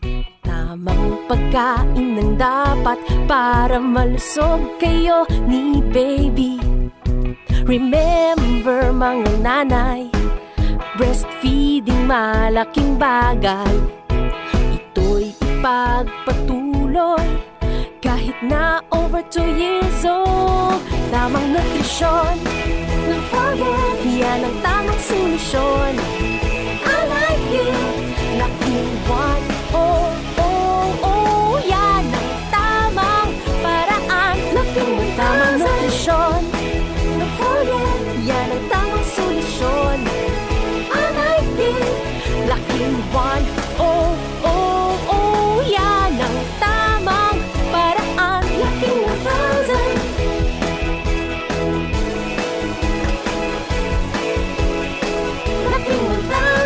Ang iyong little girl or boy, sustansya'y dapat puno. Susi sa tamang paglaki, go grow glow food na handa mo. First 1,000 days importante, healthy eating para kampante.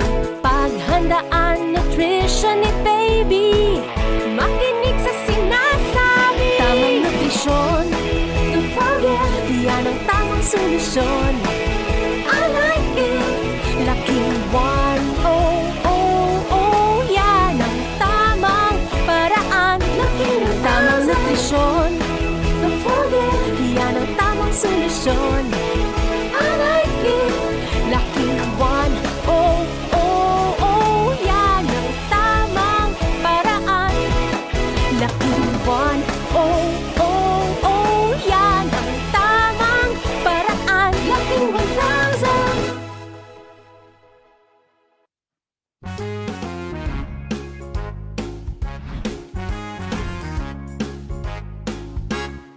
Nung panahon na ako'y bata pa, larong kalye ay sikat na. Tumbang preso, sipa at piko, patintero at syato. Ngunit ngayon'y tila wala na, lagi nakaupo sa gadgets, tutok pa. Kailang kumilos, gumalaw na, para sumiglat lumakas. Kumain tayo ng wasto at maging aktibo. I-push natin to, Mariko, kasama ang pamilya mo. Pinggang Pinoy, gabay mo, tungo sa pagbabago. Halina at mag-ehersisyo na tayo. Kumain tayo ng wasto at maging aktibo. I-push natin to, Mariko, kasama ang pamilya mo. Pinggang Pinoy, gabay mo, tungo sa pagbabago. Halina at mag-ehersisyo na tayo.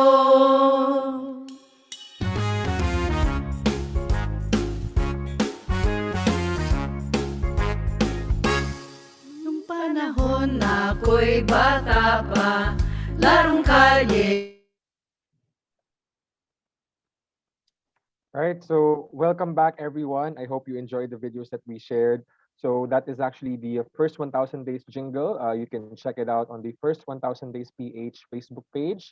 So again, just want to highlight from the previous presentation of Doc Jojo, it's very important that we take care of the first 2 years of a child's life, because this can definitely prevent, or this can also help prevent obesity in the future. And again, the second one is actually the music production by our very talented BNSs from Marikina City, who won second place during the 2019's NNC NCR's music video competition.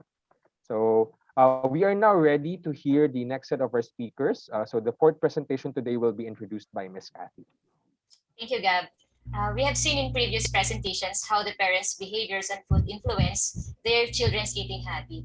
We would like to know how the workplace supports parents to have proper diets, physical activity as they turn in or into their as how these workers turn as these onto their children. We have invited the lead in formulating policies and programs for the workplace, the Department of Labor and Employment, and they will talk about, or our speaker from the DOLE will talk about opportunities for addressing obesity in the workplace for workers and their families.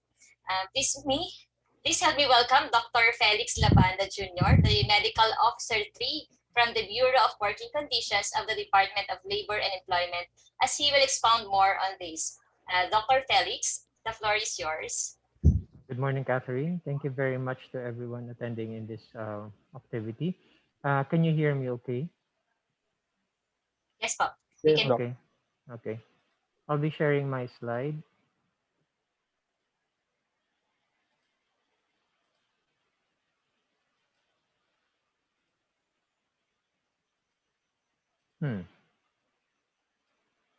Are you seeing my slide? Not yet po. Okay. Wait lang, na medyo naghang. Yan. How about now? What are you seeing? Wala pa rin po siya. Wala pa rin. Wait lang. Ayan. Ulit. Ako. Medyo naglalag lang, Dr. Felix. Sorry. I'm in the office. Yan. Tapos, I'll try sharing again. Share. Okay. You can see your Okay. slides. All good, Doc. Okay. Felix. So what are you seeing now? Are you seeing my presentation view or presenter view? Presenter view po. Presenter view. Okay. All right. So you're seeing now my presentation view. Yes, po. All good, Doc Felix. Okay. Thank you. Okay. Good morning to everyone. So for this morning, I'll be discussing about addressing obesity in the workplace, how the Department of Labor and Employment, particularly the Bureau of Working Conditions, is handling this. Sorry, I have to wear a mask. It's mandatory here in the work. Even if you're going to give a lecture, you have to wear a mask. So please bear with me. So for this morning's objectives, we're looking into how to know knowing the current statistics and workplace impact of obesity in the country, discuss the cost-benefit analysis of implementing obesity workplace program, not so much in-depth, more of a qualitative, and then to discuss the current DOLE programs on nutrition and obesity, enumerate the way forward in possible areas of cooperation among different stakeholders. Now, overweight and obesity is described by the World Health Organization as an abnormal excessive fat accumulation that is measured with a BMI of over 25 for overweight and over 30 for obese. For the DOLE, usually follow local standards or local values given to us. So we base it on the National Institute of Health of the UP Manila, which defines obesity as a body mass index of or a BMI of 30 and above. So ito po ang ginagamit naming basehan for determining obesity.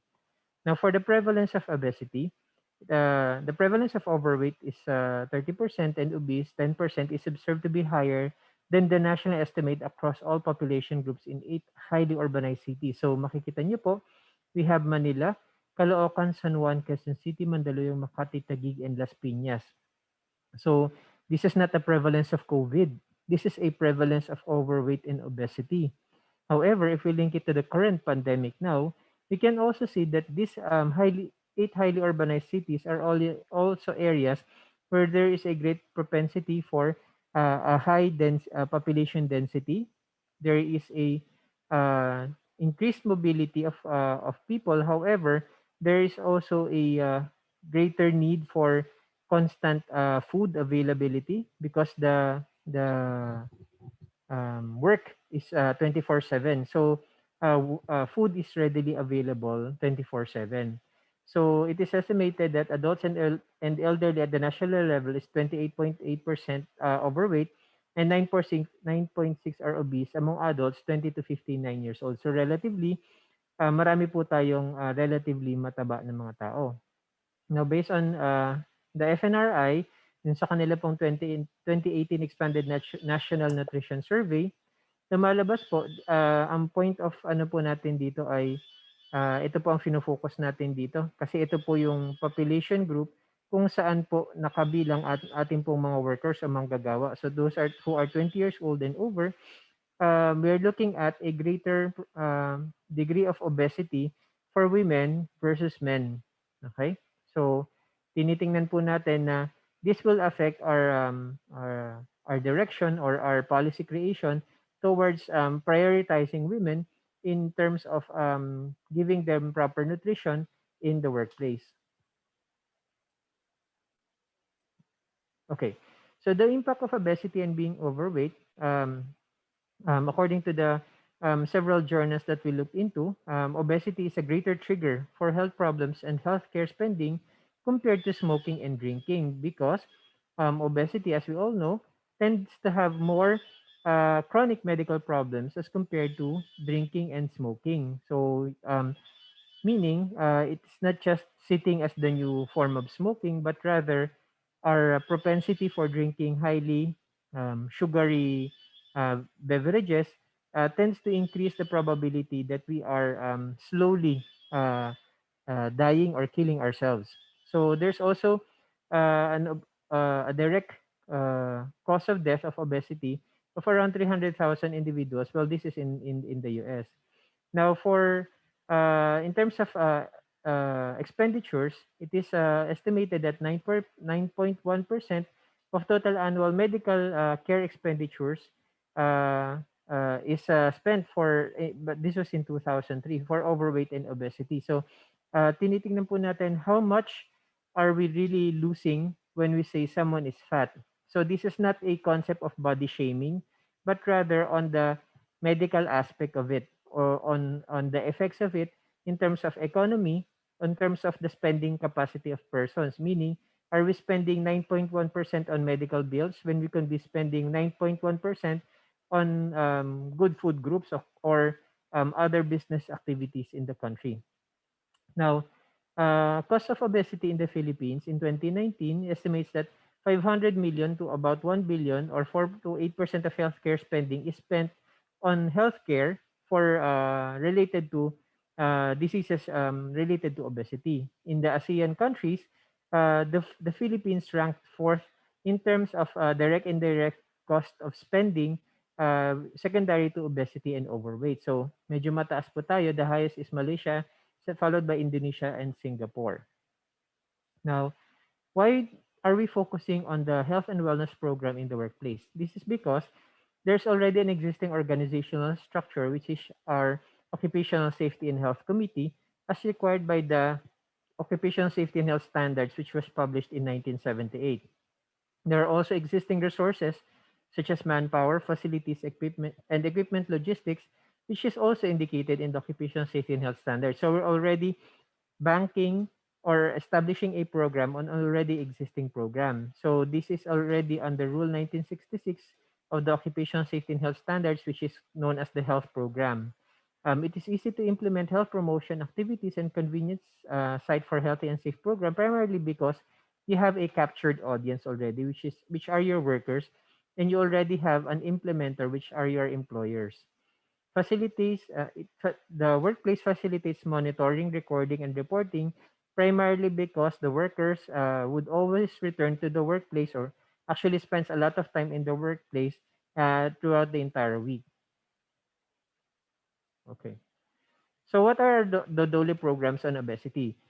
Before we delve deeper into that, we have to look first at the specific laws or issuances that was released in relation to occupational safety and health. So the Republic Act 11058 and its IRR, Dole Department Order 198-18, uh, says that there's a mandatory inclusion of workplace healthy lifestyle program on companies' OSH program and policy. And also, as stated in the Occupational Safety and Health Standards of the Philippines, uh, there has to be a medical surveillance in the form of our annual medical examination that provides the year-on-year demographics of workers that can be tracked by establishments and used for health and wellness programs. Sometimes this is lost in translation because what the establishments are just focused on is this worker fit to work or not fit to work? That is their main focus. Whereas they're not checking the blood pressure, they're not checking the height, the weight, but these are all important indicators because the annual medical examination is required every year. So you have a continuous set of data stream that allows you to examine uh, how many or what is the percentage of the workers that are already gaining weight, especially during this pandemic when we have a restricted mobility. So there's also the Family Welfare Program, which is also under the DOLE, which seeks to introduce the concept of promoting the welfare of workers and their families as a key to workplace productivity and improve work management relations. It includes program on nutrition as one of its 10 dimensions. So the Family Welfare Program is very becomes very critical now because we already have the alternative work arrangements or the work from home arrangements, which brings the work closer to the family by virtue of its location. However, this is not always the main thought of the workers now because their main goal is one, to produce their deliverables, and two, to make sure that they still have a work to return to the following day. So in these times of pandemic, this has become a problem more and more, especially with the rising cases. Have a work. Okay. Now, for the DOLE programs on obesity, as I said before, Rule 1966 of the OSH standards states that there should be a program on obesity. There should also be a component of the employee assistance program, which is a confidential short-term counseling service for employees with personal difficulties that affect their work performance.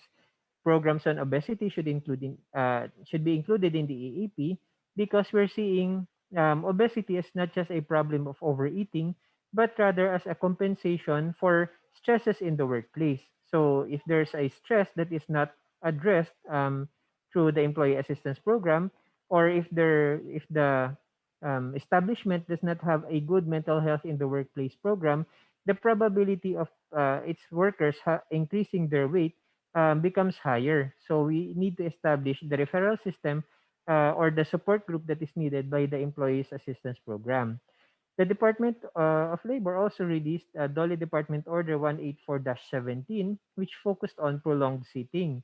Establishments are to address these occupational health issues relating to sedentary work or sitting while working for long periods, such as yung musculoskeletal disorders, high blood pressure, heart disease, anxiety, diabetes, and obesity, among others. We must remember that during this time of pandemic and the from home um, status of our workers, um, the establishment or the employer is not free from any form of liability or any form of concern with the welfare of their workers when they are working from home.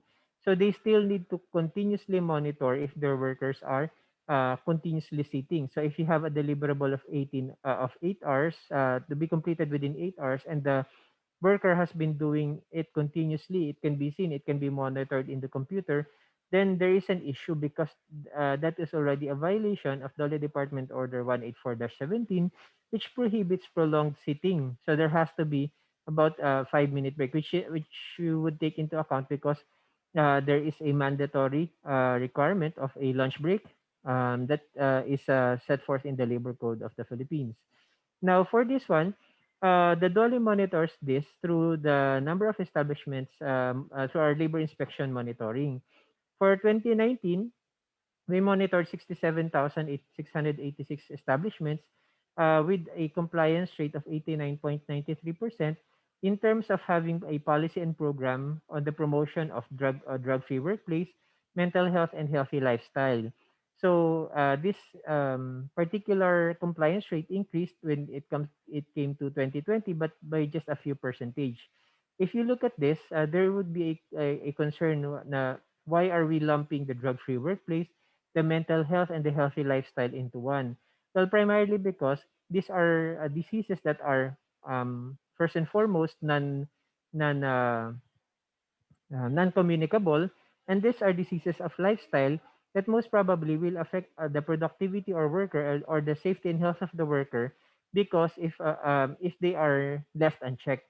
So it is important that not just a mental health policy and program exists, but if one exists, then all must exist. If one is missing, then definitely we will determine that as a non-compliance, because you cannot have a drug-free workplace without having a healthy lifestyle workplace.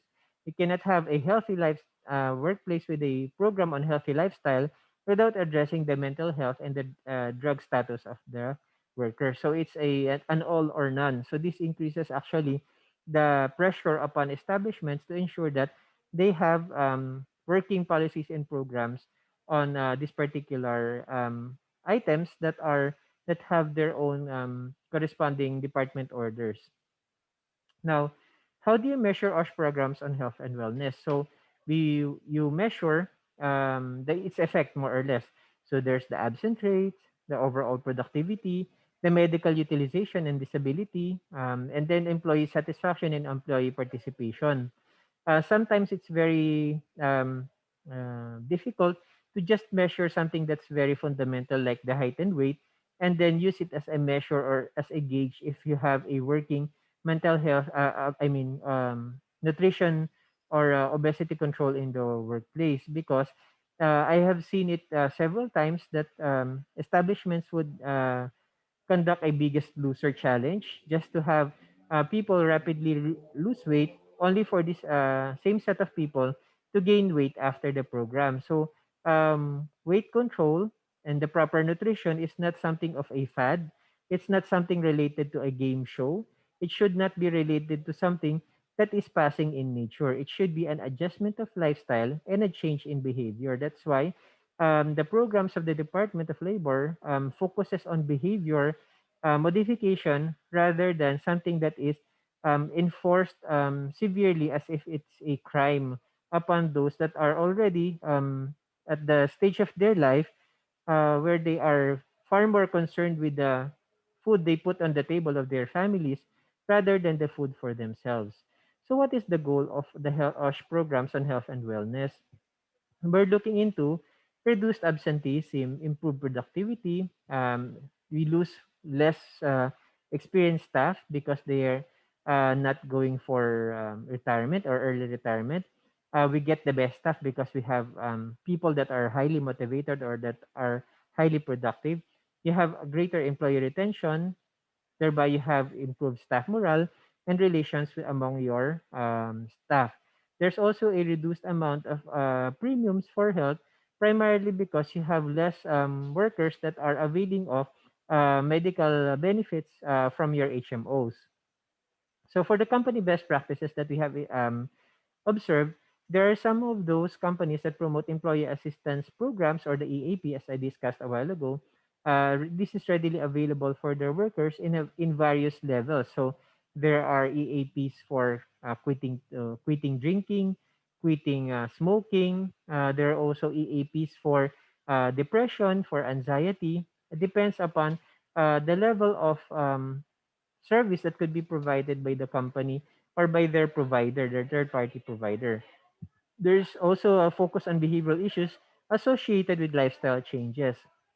There are also practices where there are health and wellness activities such as a Zumba or any form of physical activity or movement, and then gym facilities or amenities for or provisions for uh, use of gym other than those that are in the establishment are provided. Some of the companies also provide nutrition counseling as a holistic package to address obesity, because you cannot lose weight just by stopping eating. You have to lose weight. We're looking at weight loss as something that has to be addressed by uh, reducing the number of calories that you take in and increasing the calories that you spend, not necessarily during work, but through an activity that is guided by an instructor. There's also the minimized risk factors for overweight and obesity, which is a target or which is a policy of the establishment.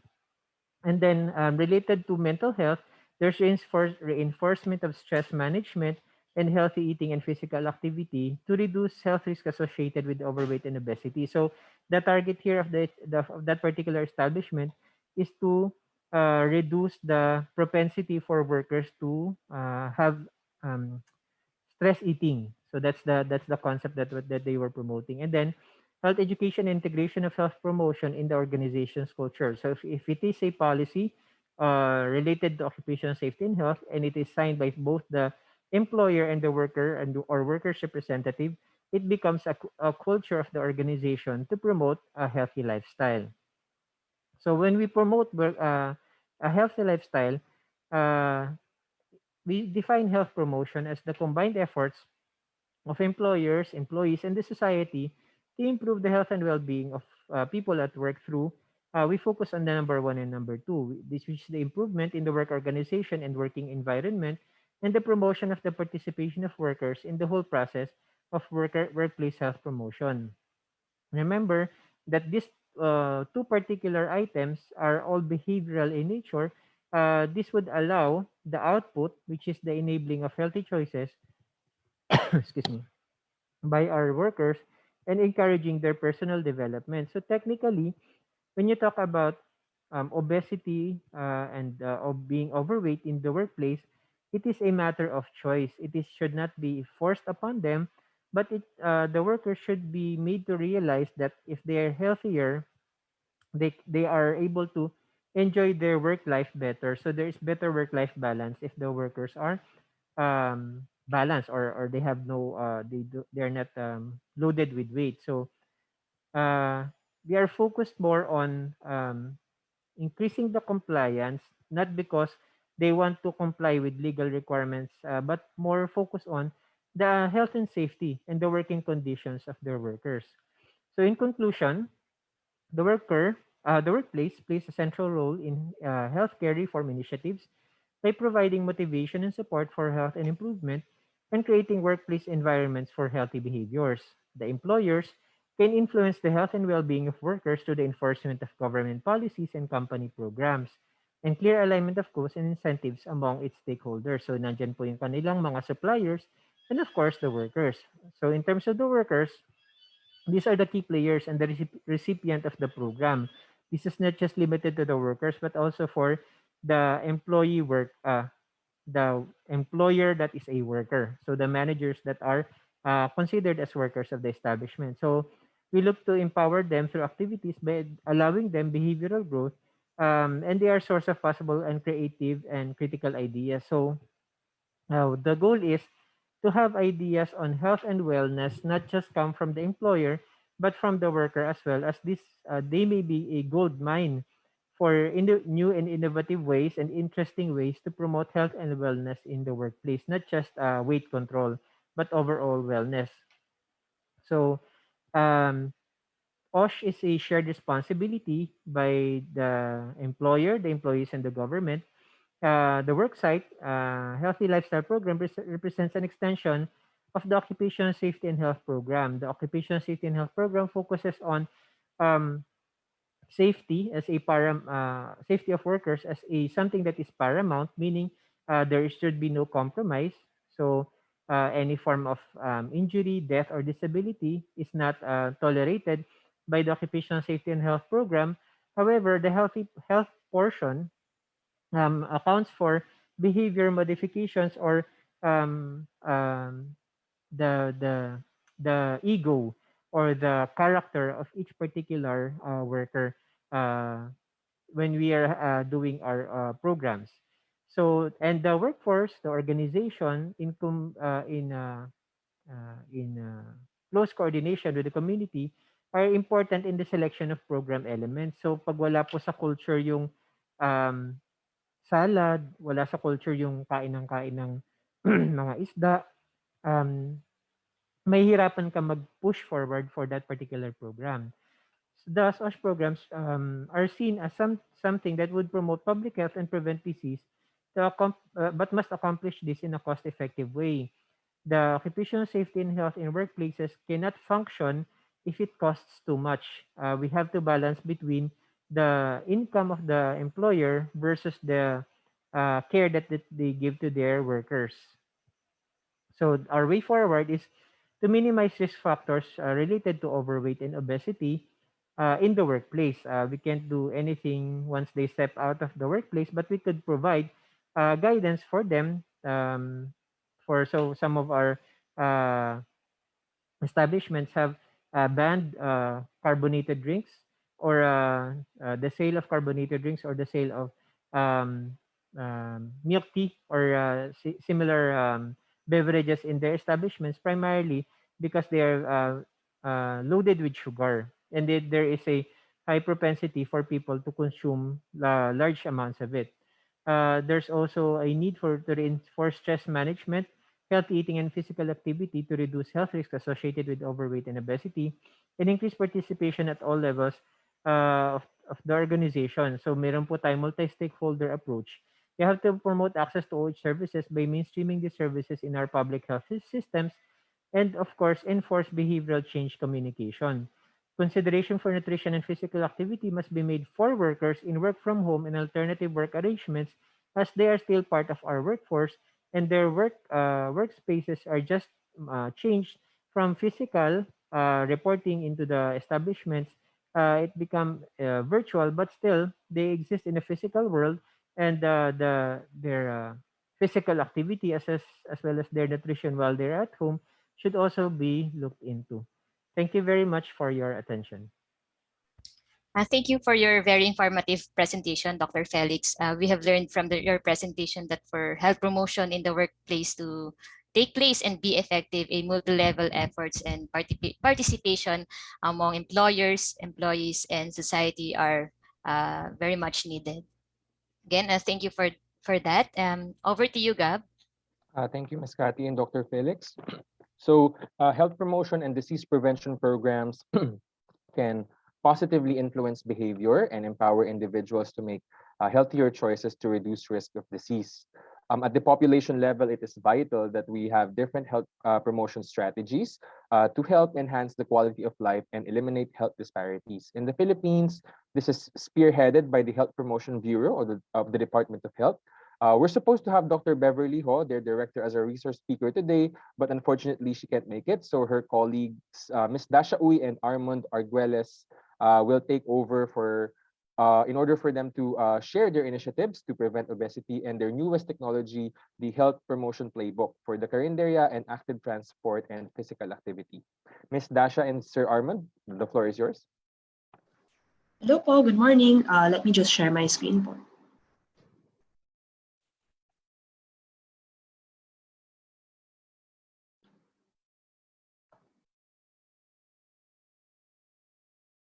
Kita na po ba yung screen? Hello? Yes, po. Okay, great. I can see your screen. Okay, good morning, everybody. So we are here to talk today about health promotion at the community level for obesity prevention. So I'm here again with my colleague, Mr. Armand Arguelles from the Program Implementation and Outreach Division, and we'll be talking, as said earlier, about the playbooks for health promotion.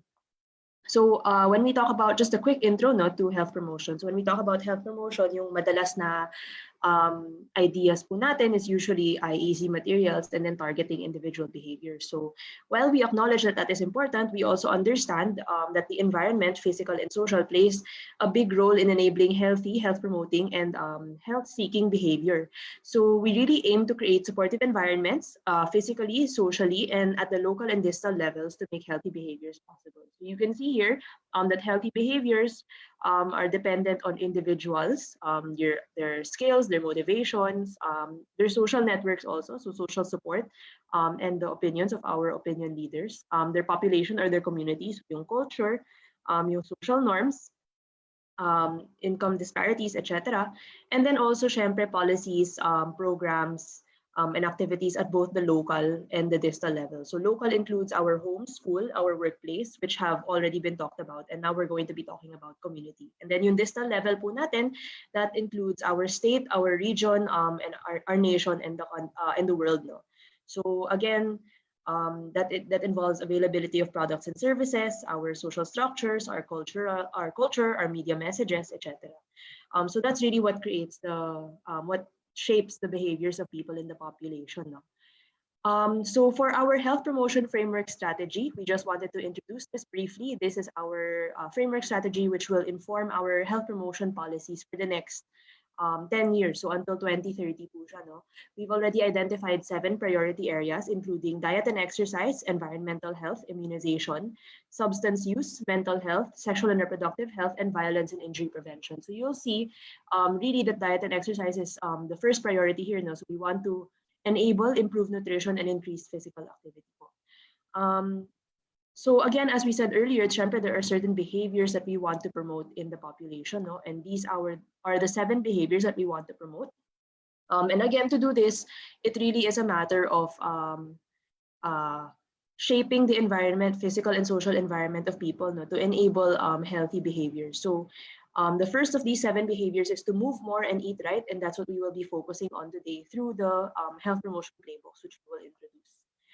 So we have 8 health promotion playbooks for 2021. And ano po ba yung playbooks? No? So the DOH, we acknowledge the critical role of local leadership in the implementation of COVID-19 and other health promotion interventions. And moving forward to the new normal, we need to create health supportive environments, no? Not just to boost the implementation of our MPHS or RBDA behaviors, but also the physical, mental, and emotional well-being of Filipinos. So very holistic po dapat yung view natin ng health promotion. No?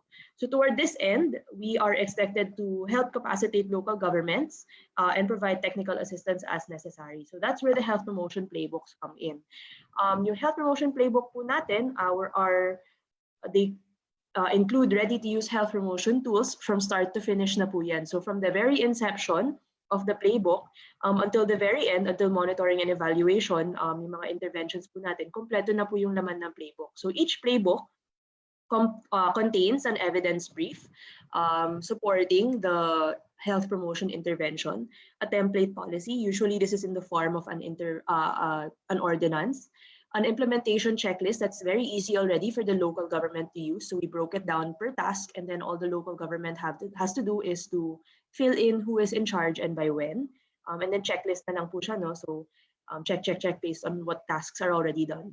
Basic resource requirements, so that includes the financial resources that would be needed to implement the intervention. Capacity building outline for the implementers. No, sometimes it's very important to have very good capacity building also for our local implementers. Communication plan, this comes with complete communication materials na po, so they are actually downloadable and printable already by the local government.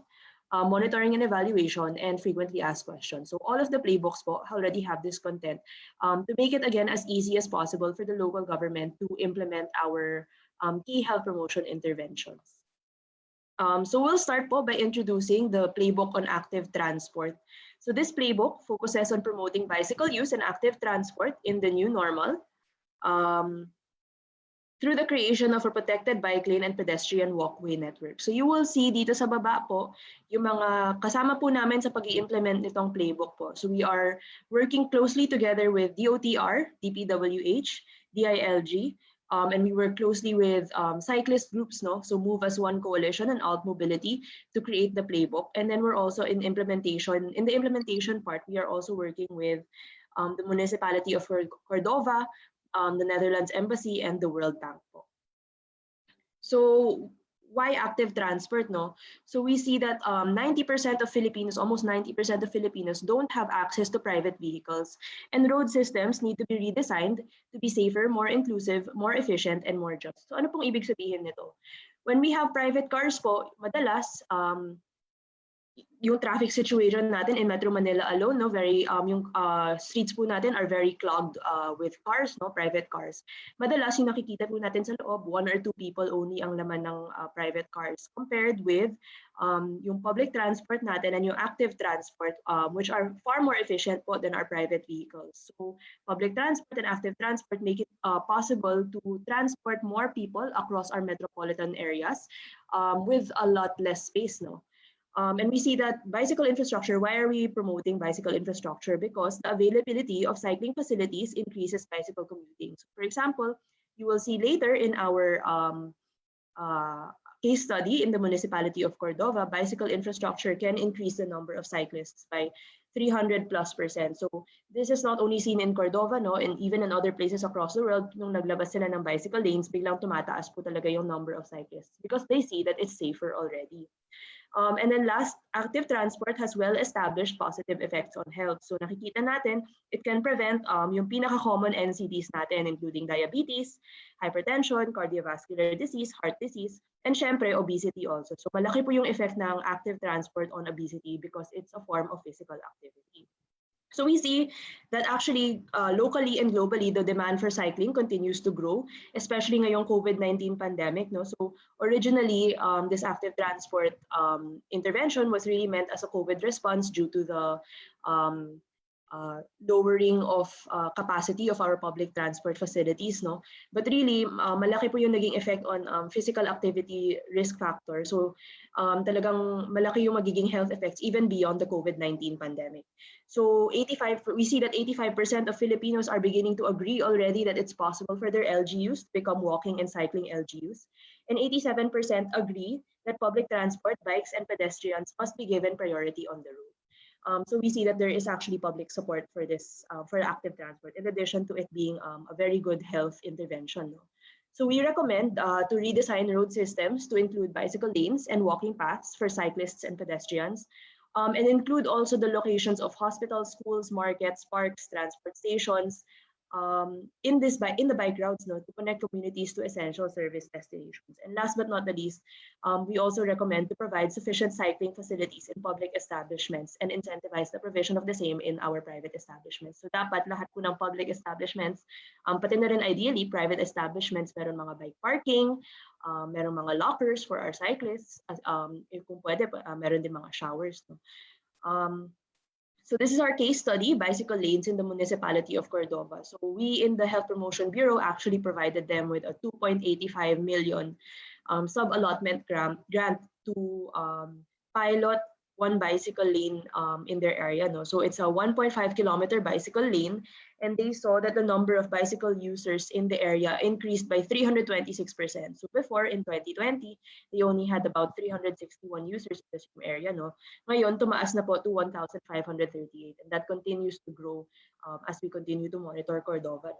And because of that, because they saw how effective it was, no, they have another 19.7 kilometers of bicycle lanes being planned ngayon until 2025 yung construction ng mga ibang bicycle lanes nila. So again, in the playbook, we included a template ordinance. No? So key features of this ordinance include the Active Mobility Committee or a similar committee which will monitor and take charge of the creation of the bicycle lanes. No? We also, syempre, key feature yung kailangan talaga may bicycle lane master plan. So may networks and pedestrian walkways na plan na kailangan ayusin. Enforcement and penalties and monitoring are also included in the key features of the policies. And we also recommend certain auxiliary programs, projects, and activities. But these are things that the LGU can modify. So the development of a bicycle sharing program, facilities in public areas, free bicycles to target groups, other training and awareness activities, and syempre targeting also other nutritional concerns. So in terms of the activity timeline, we really start with engaging muna our stakeholders. So that includes our Active Mobility Committee, but more importantly, yung mga local partners natin. So that includes yung mga cycling groups in the area, women's groups, for example, people from low income areas who might benefit the most from yung mga bicycle lanes natin, no? And based on their inputs, we develop the bicycle lane master plan, finalize the MNE plan, and then roll out our social preparation activities, so yung mga communication activities, demand generation activities, roll out na yun before we even implement the pilot bicycle lane. And then we scale up from there, from the pilot bicycle lane, we scale up from there to create a bicycle infrastructure network across the entire city or municipality. And then after that, it's really just a matter of monitoring and implementation. So that's how we laid it out in the playbook. Based on, for capacity building, syempre, we want to capacitate yung active mobility committee natin, or yung whoever in the LGU is taking charge of that, because we know that active transport is a medyo new siya, no? Medyo bago siyang activity that we want to tackle in our localities or local government units. So these are the topics that we laid out: road safety, road design and planning, and introduction to bicycle lane planning. So lahat ng subtopics andito na po sa baba. And if you are interested in this capacity building po, or interested in rolling out the active transport playbook, please do contact the Health Promotion Bureau. We'll leave our email po dito sa chat. We can connect you po to these sources. So we do have people who are already able to give this capacity building, including Move as One Coalition, the Netherlands Embassy, and the World Bank po. So yung World Bank, may training na po sila nakalaan for ngayong 2020 po. So if you're interested, please do let us know. So how much will 1 kilometer of bicycle lanes cost? No? Again, as said earlier, yung sub-allotment namin sa municipality of Cordova was around 2.85 million, and that's the minimum cost per kilometer. Actually, yung sa Cordova, 1.5 kilometers, so sulit na yung 2.85, no? But we see yung kailangan talaga are traffic barriers, lane markers, signages, and road pavement improvement. And why is this important? Because we need to make sure that the bicycle lane is separated from the rest of the road, no? Kasi madalas, pag may bicycle lane, ginagamit na lang parking, yung mga nagsa-stop yung mga public transport on the bicycle lane, no? Then that's dangerous also, kasi syempre baka masagasaan yung mga cyclists natin, and the cyclists are really the most vulnerable road users natin, so we want to prevent accidents also from happening. Last but not the least, yung monitoring and evaluation natin, it's really done through mapping, daily monitoring of road incidents and traffic violations, ocular visits, and observations. We already do include a template reporting form in the playbook for active transport. And what we're looking out for in terms of success indicators, no, is an increase in the number of bicycle users, length of established bicycle lanes, and the number of facilities who are connected to the bicycle lane network, and a decrease in bicycle-related road incidents. So that's it for our active transport playbook. I'll turn you over now to Mr. Armon Arguelles for the Carinderia program po. Armon? Yes, thank you, Dash. So for the next slide, please. Okay, so for the other burden po of malnutrition, the Health Promotion Bureau also developed a separate playbook that focuses now on mobilizing our local neighborhood carinderia as a partner in the delivery of dietary supplementation activities and other food or nutrition-related health promotion activities in the community. No? So we're calling it a Carinderia para sa Healthy Filipinos project, and it utilizes a subcontracting mechanism between the local carinderia and the LGU to provide the dietary supplementation for children under 5 years old and other target beneficiaries, including the nutritionally at-risk pregnant and lactating mothers. So, and of course, apart from this main intervention component, the project also includes nutrition education as a way to sustain behavior change even after the project duration po. So for this playbook, we are partnering with Malabon LGU for the development and implementation of this playbook. We also have NNC, FNRI, and other experts in the healthy lifestyle discipline lending us their expertise for this project. Okay, so why did we develop the playbook po, or why must LGUs implement either this playbook or a similar intervention? No? So we know that that nutrition is crucial in an individual's development and later life health and well-being. No? And we also know that dietary supplementation can help improve their nutritional status, especially for the kids during their first 1,000 days of life. But why the carinderia specifically? The local carinderia is familiar. It's an affordable source of food in the community, and it offers a unique opportunity for for a more engaging implementation of the project, precisely because the carinderias are community members themselves, and they are physically, socially, and culturally close to the beneficiaries, and they have the potential to increase trust and participation in the initiative and hence improve their nutritional status po as beneficiaries of the project. Next slide, please. The initiative, it's inspired by the Karinderya para sa Kalusugan ni Chikiting at Buntis. It's a model originated by the city of Malabon.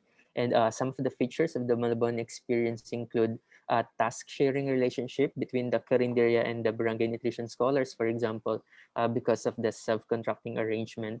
And the Karinderya is also the automatic, the designated community kitchen during health emergencies and disasters in the community. So for example, if there's an evacuation in the community or when food service is needed, we can always tap the Karinderya as our partner po in this initiative in general. It also the Malabon experience also reduced budget and food waste because of logistical advantage. So we know that the Karinderya is situated organically in the community, so there's no need for travel costs from the central kitchen to the sites where dietary supplementation will be conducted. And ultimately, the model delivered a dramatic decrease in the city's stunting rate from 12% in 2015 to just 6.9% in 2018. So we know na the Carinderia model can really be effective in addressing nutritional status po in the community. Okay, so as in all of our health promotion playbooks, we already developed a template ordinance that the LGUs can readily adopt. No, so for the Carinderia project, the template policy specifically have provisions on governance or the org structure related to the project. So we have the local nutrition committee, of course, the engagement between the Carinderia formalized through a service contract agreement for which we already have draft template din po. We also included as part of the ordinance the conduct of nutrition education and counseling to make sure that upon the conclusion of the project cycle at the end of the year, our beneficiaries are knowledgeable and are competent enough to sustain the healthy eating habits. Other features of the template ordinance that may be modifiable din po by the LGUs are designating the calendars for disaster relief and implementation of other support activities like banning of unhealthy food products like junk food and sugary drinks in stores near the schools, or if the LGUs intend, pwede din pong other policy yung banning of the same kinds of unhealthy food products in the community if they want. Next slide, please. Okay, so apart from the template policy, we also want to provide a step-by-step guide to the LGUs. So we included po a simple implementation checklist or this activity timeline. No? So from identification of project beneficiaries to selection to setting up and training of the carinderias up to monitoring and evaluation of whether or not the nutritional status of project beneficiaries have improved or not. These are all part po of our implementation checklist, which LGs can just tick or check whether or not na-conduct na po nila. Next slide, please. We also prepared a capacity building outline for different actors in the project. So we have one for local implementors. So for the carinderias, the required skills in order for them to deliver quality, safe, and healthy foods, as well as for the beneficiaries. So the key knowledge areas that must be tackled during the nutrition education classes, we provided them po as part of the playbook. Okay, so to assist our nutrition offices in developing and planning the budget proposal for their local sanggunian, we prepared din po a simple costing of the resources that will be necessary to implement the project now. So we're pegging the cost items for each target groups as presented po on the screen. And this costing here takes into account po the prevailing market prices and the nutritional requirements per meal to be served. So this should be a useful template na po, no, and guide for our LGUs. Next slide, please. So we also have a simple M&E plan. So activities include general weight monitoring, operational monitoring on the part of carinderias, and if the LGUs want to evaluate as well the effectiveness of the nutrition education classes, we also developed a simple pre and post test of their knowledge, attitudes, and practices. All of these templates and instruments po, as well as the key M&E indicators, all of these are attached po as annexes in our health promotion playbook. So the key indicators can include the payment monitoring for the carinderias, attendance of the beneficiaries, change in weight, etc., etc. Next slide, please.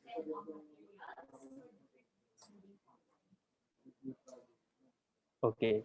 So finally, communication plan and materials are also pre-developed by the Health Promotion Bureau. So LGUs can just readily adapt them po and implement the materials in their localities now. So but should the LGUs intend naman po to develop their own materials, the playbook also includes a communication plan with key messages already na pwede pong gamitin ng LGUs as reference in their design and development of their own communication materials. Okay. Okay, so finally po, the Carinderia and the Active Transport playbooks, these are just two of our current health promotion playbooks right now for the priority area on diet and physical activity. And this year, we have ongoing engagements with the Departments of Public Works, as Dasha mentioned earlier. We have engagement with them, with Department of Transportation and the local government. We're also actively collaborating with advocacy and civil society groups working on urban planning and the healthy cities. No, so with them, we intend to develop a health promotion playbook on open spaces and other similar interventions that promote physical activity and active lifestyle, especially now during and beyond COVID. No, we want to stay healthy and we want open space where we can practice physical exercise, for example, especially for low-income communities where physical activity or open space just outside your homes is not always feasible or safe. No? So we want a national level support for that. We also have current health promotion playbooks in other areas like sanitation, immunization, substance abuse, mental health, sexual and reproductive health, and prevention of violence and injury, including the elimination of violence against women and children. You may check them out po, through the link flashed on the screen. That's it po for current initiative of the Health Promotion Bureau for diet and exercise. Thank you very much po. Thank you, Ms. Dasha and Sir Armand, for that very good presentation. And it's actually very an exciting one. And I hope more LGUs will actually implement these playbooks. You can check, you can download it as flash on the screen. And yep, so we're actually down to our last presentation, which will be introduced by Ms. Catherine. Thank you, Gab. Go ahead, ma'am. Okay. The Philippine Plan of Action for Nutrition serves as the backbone for nutrition programs in the country. It aims to improve the nutrition situation of our country and supports our vision and goal to achieve the Sustainable Development Goals. One of its outcome targets is to achieve a no increase in overweight among children and reduce overweight and obesity among adolescents and adults. Our last but not the least speaker for today will talk about the Philippine Plan of Action for Nutrition as the country's framework for addressing overweight and obesity. Please welcome Ms. Malu Enteria, Nutrition Officer for and Assistant Division Chief of the Nutrition Information and Education Division of the National Nutrition Council. Over to you, Ma'am Malu. Thank you, Kathy, and good morning, everyone. I hope everyone still has the energy to listen after all those presentations. Okay, so let me present the government response to address obesity with the Philippine Plan of Action for Nutrition, or the PPAN, particularly the current plan period 2017 to 2022. And I will also focus on child obesity. Next, please. So as a backgrounder, the NNC has led the formulation and coordination of the national plans for nutrition since 1974 for the different plan periods. and now called the Philippine Plan of Action for Nutrition, or PPAN. The plan serves as the guide for all sectors to support efforts to address priority nutrition problems. And the PPAN is a companion plan of the Philippine Development Plan. Next, please. So previous plans have focused on undernutrition being the major nutritional problem at that time. It is only in the plan period 1999 to 2004 that we find a specific target on obesity. So nutrition education was mostly the intervention to reduce overweight, and at that time, the prevalence was at 2.4% among preschoolers and among adults at 15%. The PPAN, the next cycle, 2011 to 2016, targeted the no increase in prevalence of overweight and obesity among children and adults, and interventions were along promotion of healthy lifestyle, including increased consumption of fruits and vegetables, advocacy for school regulation, and watching over media for nutrition misinformation. So while there were targets for obesity, the focus of actions were on undernutrition, considering that the problem was more prevalent and that an understanding of the nature of obesity in the Philippines was limited. Next slide, please. Furthermore, obesity is often not considered as a problem by itself, but as a risk factor for non-communicable diseases.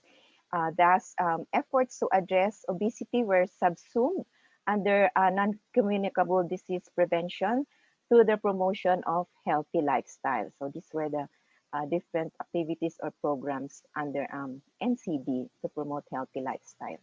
Next slide, please.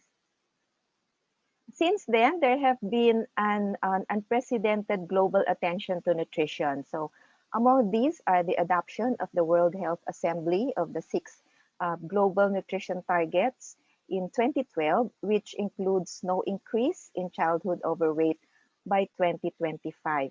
So the Philippines also led efforts for the adoption of the ASEAN Leaders Declaration to End All Forms of Malnutrition and the Strategic Framework and Action Plan for 2018 up to 2030.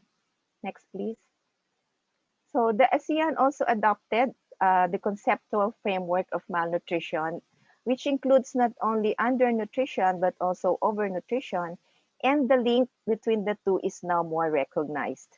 And this framework provides the inspiration of the overall program framework of the PPAN 2017 to 2022. Physical inactivity, if you notice, is factored in as an immediate cause of overnutrition. Next, please. The current Philippine Plan of Action for Nutrition for 2017 to 2022 addresses the triple burden of malnutrition. That is, we have undernutrition, overnutrition, and micronutrient deficiencies. Next, please. So specifically for overweight and obesity, the PPAN targets no increase in overweight and obesity among children and reduction among adolescents and adults. Next, please. However, if you've seen the previous presentations on the expanded National Nutrition Survey of FNRI, the results show that these targets are threatened with increasing rates across targets except among under fives, where we see a slight reduction. Okay, next, please. So the PPAN has 8 nutrition-specific programs. And for the first time, there is a specific program for obesity, which is the Overweight and Obesity Management and Prevention Program, or the OOMPP. Ganda, no? Yan, OOMPP. Next, please. So the Overweight and Obesity Management and Prevention Program of the PPAN addresses overweight and obesity through the promotion of a healthy food environment, as well as healthy lifestyle. And we also put in place a weight management program to support individuals who are already overweight and obese.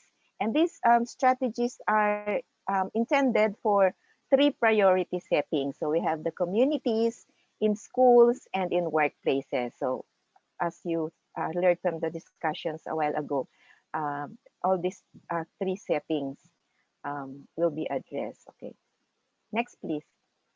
To implement the OOMPP, there is a work in progress. We have the results framework similar to other PPAN programs.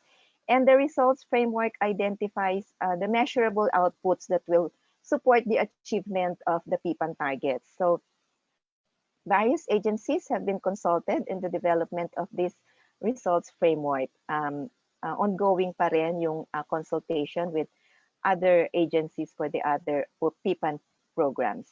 And some of the activities in the RF have been done and is no longer reflected here. So activities include for obesity, overweight, and obesity. Activities include the organization of an obesity task force, which I will elaborate later. So national policies will also be formulated this year and in the coming year, including the national policy on obesity, healthy eating, marketing of unhealthy food for children. And a more long-term obesity prevention plan will also be developed. Other plans include the updating of the 2010 Philippine Physical Activity Guidelines and the Nutrition Practice Guidelines for management of obesity, particularly at the primary care setting. So we will be working with DOLE for workplace wellness guidelines as well, yung na-present kanina ni Dr. Felix. Next, please. So addressing obesity is not only confined to the overweight and obesity management prevention and prevention program. So actions to prevent undernutrition also contribute to obesity prevention. And this includes interventions that need to be scaled up in the first 1,000 days of life. That includes maternal nutrition, exclusive breastfeeding in the first 6 months, and of course, complementary feeding starting at 6 months with continued breastfeeding. Growth monitoring and promotion is important as well to detect the problem early on for appropriate intervention. Plus other interventions identified in Republic Act 11148 or the Kalusugan at Nutrisyon ng Magnanay Act. So these interventions need to reach at least 90% of our targets to be able to make a significant improvement in nutrition. Next, please. Other actions to improve food environment include policies on nutrition labeling. However, consumer education needs to be stepped up since most consumers look at the price and expiration date rather than the nutrition facts. So we need more education, we need more promotion on nutrition labeling. The food-based dietary guidelines are also promoted to help Filipinos achieve a balanced diet, to manage weight, particularly commandment number 9. So alam niyo po ba kung ano yung commandment number 9? Panatilihin ang tamang timbang. So maintaining normal weight. There is the Pinggang Pinoy also, which provides the recommended proportion of food according to food groups. And the NNC policy on fad diets was also issued in response to continued proliferation of weight loss diets that most often result to increased overweight. And we are currently developing the Philippine Nutrient Profile Model with the Food and Nutrition Research Institute that will provide primarily standards for food and beverages as a tool to support regulation of food marketing. Next, please. So as mentioned earlier, we are going to organize the Obesity Task Force. So it is being organized, which will serve as a working group to formulate policies and plans, and as well as provide technical guidance and assist in raising awareness about the obesity problem. Next, please. So what composes the Obesity Task Force? This is the proposed composition. Chosen because they have critical role in addressing obesity. So if you will notice that Commission on Higher Education is a member of the task force, so I think this addresses the concern from the presentation of Dr. Ramos and Dr. Ferdinand a while ago, where they noted the lack of a policy that covers all levels of education. So dito kasama talaga ang universities with the membership of the Commission on Higher Education. Next, please. We also include the professional organizations. So we have NDAP, we have the PAN, Philippine Society of Sports Nutrition, and so the academe, the development partners, of course, and subject matter experts as needed. Okay. Next, please. So the PPAN 2017 to 2022 also has a legislative agenda, and I am so happy to share that from the items in the agenda have been successfully passed. 4 items have been successfully passed into law. So we have RA 11148, as I mentioned earlier, on the first 1,000 days. We also have Republic Act 11037 on feeding programs in child development centers and public elementary schools. Republic Act 11210, which extends the maternity leave, and the taxation of sugar-sweetened beverages under the TRAIN law. While it is not in the legislative agenda, Republic Act 11223 on universal health care was also passed into law, and it can be a game changer for financing nutrition-specific services. Next, please. So for this coming Congress, 4 more of the PPAN legislative agenda should be pursued, specifically on marketing of unhealthy food to children, the amendment of the law on barangay nutrition scholars, as well as on mandatory food fortification and the mandatory plantilla position for nutrition action officers. So hopefully, maisakatuparan ang mga to in the next Congress. Next, please. Other double duty actions support obesity interventions. So along governance, there are policy instruments that encourage local government units to ensure that their local nutrition action plans are aligned with the PPAN, which means that they not only address undernutrition, but overnutrition as well. So we continue with nutrition surveillance at the local level, the Operation Timbang Plus, which is the data source of LGUs to identify children for interventions.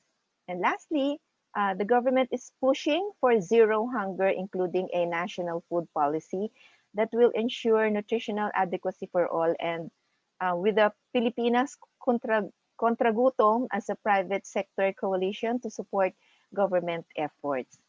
So in addition, there is the opportunity to encourage more support, such as for food reformulation, excuse me, with the Scaling Up Nutrition or the Sun Business Network. Next, please. And with the pandemic, we see an increase in obesity, especially among children who are mostly sedentary while confined to stay at home and do online schooling. We're also seeing, so hindi lang sa mga bagets, pati also sa adults, di ba? So we're also seeing a shift in food habits towards more energy-dense foods. More foods are ordered online, which are likely to contain foods that are high in fat, sugar, and energy. Our resources are a continuing challenge, especially with more funding going to the pandemic response. And there is also increase in internet use, and therefore more exposure to marketing of unhealthy food. And so the complexity of actions on obesity itself is a big challenge. Next, please. Next, please. We will pursue the organization of the Obesity Task Force mentioned a while ago. We will update the PPAN Overweight and Obesity Management and Prevention Program results framework and continue to coordinate efforts of the PPAN, particularly looking at nutrition-specific and nutrition-sensitive programs from an obesity lens. And lastly, encouraging everybody to work together to address this complex issue. Next, please. So in closing, next, please. The PPAN calls for everyone to support, the NNC calls on everyone to support the PPAN because sa PPAN, panalo ang bayan. Thank you and have a good day. Over to you, Kathy and Gab.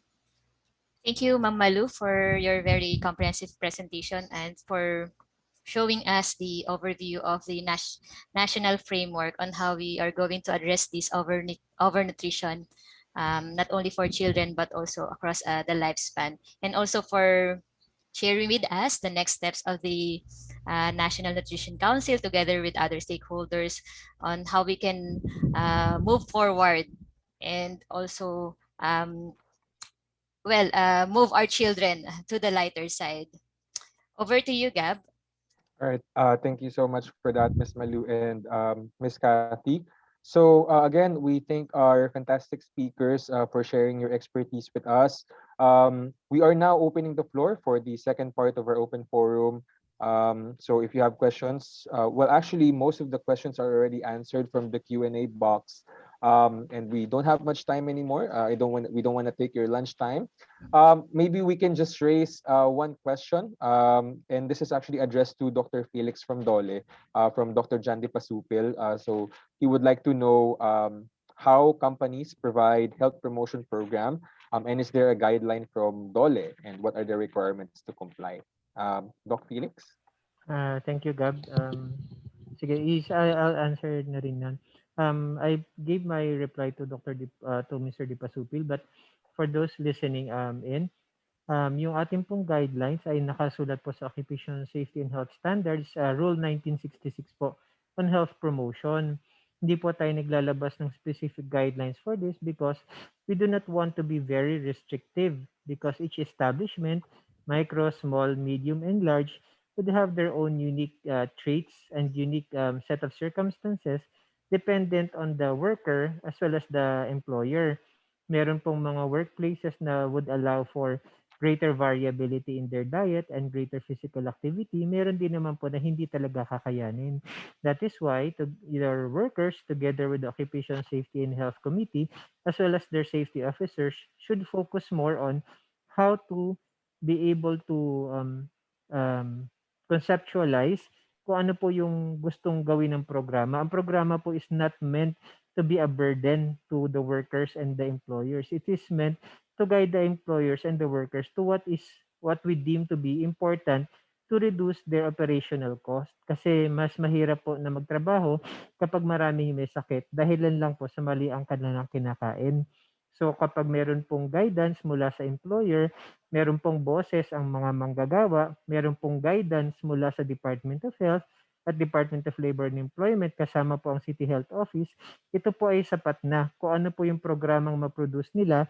Yun din po ang tinitingnan namin through our labor inspection system. Kaya po nakapag-present po tayo ng compliance rates na tinitingnan namin itong mga programa ba ay nagawa at anong masasabi ng mga empleyado dito. So tuwing nagkakaroon ng labor inspection, nagkakaroon po tayo ng interview to be able to assess meron nga po ba or is it just in paper. Thank you very much. All right. Thank you, Dr. Felix. So I hope that answers Dr. Jan's question. Miss Kathy?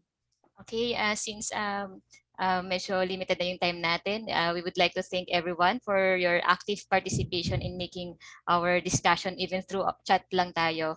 And well, naging productive naman yung ating open forum. Now, we would like to ask final insights or final remarks from our speakers. Dr. Felix, your last few words for our participants. Yes, thank you very much to the NNC and to the participants that listened in into this to this webinar series. Let us remember that the government is here to be able to help you focus on things that would help you, specifically for the Department of Labor and Employment, focus on greater productivity for the workers. Remember that when we have a productive workforce, then definitely this is based on a workplace that has a high value for occupational safety and health. So let us push for a healthier workforce, for a healthier economy. Thank you. Thank you, Dr. Felix, for that. And again, work-life balance is very important for that. So what about Ms. Dasha and Sir Armand? Just final insights for everyone.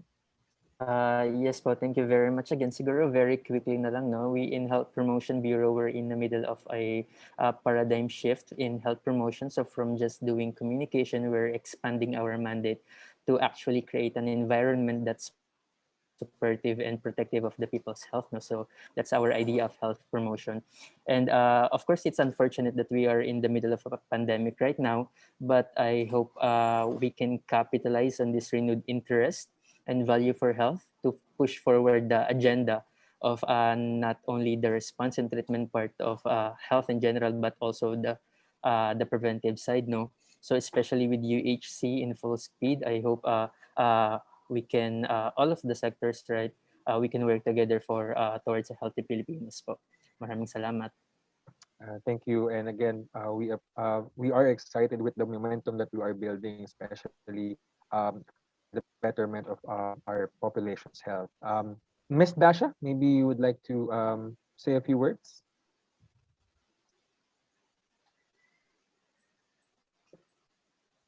So yes, just echoing Armand's words earlier, and please do use the playbooks if you can. We already provided the link in the chat.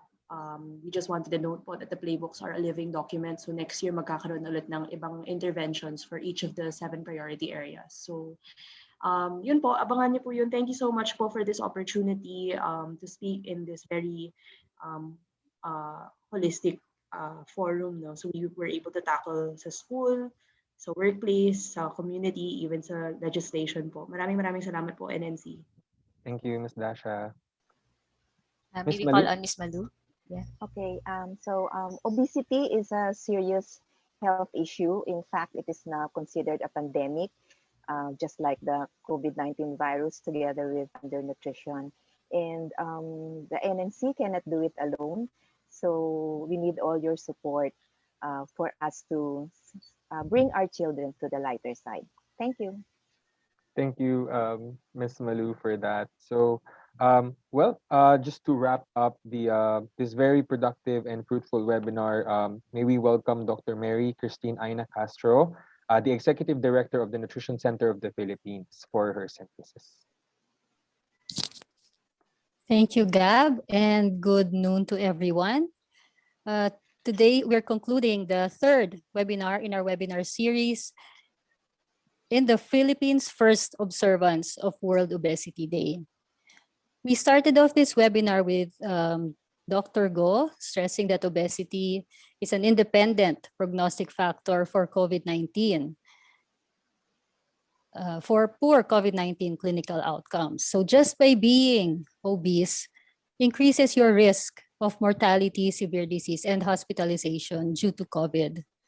So this underscores the fact that we should see obesity itself as a disease in addition to being a risk factor for non-communicable diseases. We need to emphasize this in order to address the totality of the problem of obesity across all stages of the life cycle. Our other speakers, Drs. Dumlao, Drs. Labanda, shared the policies and programs that are in place to address obesity in elementary and secondary schools and in workplaces. And our other speakers, Drs. Ramos and Bulusan, expressed shared the fact that of the factors that they saw contributing to overweight and obesity among college students, and also expressed their concern that the policies that are in place in elementary and secondary schools should also be included in tertiary institutions. The global theme of World Obesity Day this year is everybody needs everybody. So it means we saw that we need a multi-pronged approach to address obesity at all stages of the life cycle. We need a whole of society approach to address this. We're glad to see that after this webinar, there will be immediate next steps at the national level in terms of forming the technical working group or task force to address obesity. We look forward to the crafting of the national policy with the contribution and participation of different sectors, including the academe, government agencies, and civil society. We also look forward to seeing local initiatives. We're actually happy to see that there is already some interest in to use the tools, the playbooks developed by the DOH in the different municipalities that are represented here today. So we need to address the problem of obesity at different levels, and we all need to work together to be the force that will move our children to the lighter side. Thank you and good noon, everyone. Thank you, Dr. Aina, for that, and again for highlighting the key points of each speaker, and further adding your insights about today's subject matter. Thank you as well for that very inspiring call to action. Again, let's all move to the lighter side. Miss Kathy? And to formally close this month-long webinar series, please welcome Ms. Alice Nicoroy, the Nutrition Program Manager of UNICEF Philippines. Over to you, Ms. Alice. Thank you. Thank you so much, Ms. Kathy. Colleagues and representatives from government agencies, academe, civil society, organizations, and my fellow UN colleagues, good afternoon. First, let me take this opportunity to congratulate the National Nutrition Council, Nutrition Center of the Philippines, and my colleagues at UNICEF country office, as well as the regional office, who have worked tirelessly over the past 2 months to make this webinar event a success. I would also like to thank the presenters for the very insightful presentations that have been made. In the last 3 webinar series, over 850 people joined us on Zoom and about 350 people on Facebook Live. So it was really a great success to have everybody joining us. It is my hope that these forums have helped to create awareness and re-energize us all to act in addressing the triple burden of malnutrition which the Philippines is facing. Through these webinars, we have heard that overweight and obesity in the Philippines is increasing rapidly, calling for an urgent need to improve the food environment of children. Diets are dominated by highly processed food products are driving the rise of childhood overweight and obesity. Marketing of unhealthy foods to children is rampant, especially on social media. We have also seen that the sale of highly processed food products is growing. On a positive note, the Philippines has policies and legislations in place to enable improvement of children's food environment and as well as nutrition programming at large. Some of the LGUs we have seen have demonstrated good practices that can be adopted and taken to scale. As we come to an end of these webinars, I would like to emphasize on the need for the double duty actions which we have talked about over in the past couple of days, which can help to simultaneously address the risk and burden of undernutrition, micronutrient deficiencies, and overnutrition.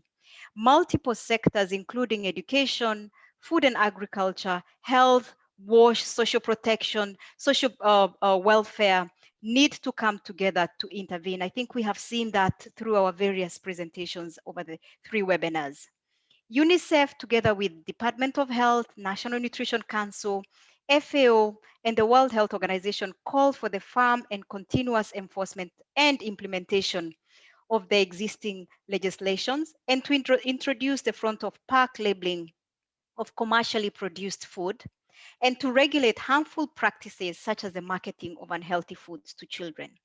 We also call upon the public to change the way overweight and obesity is viewed by the society and become advocates for better food and environments.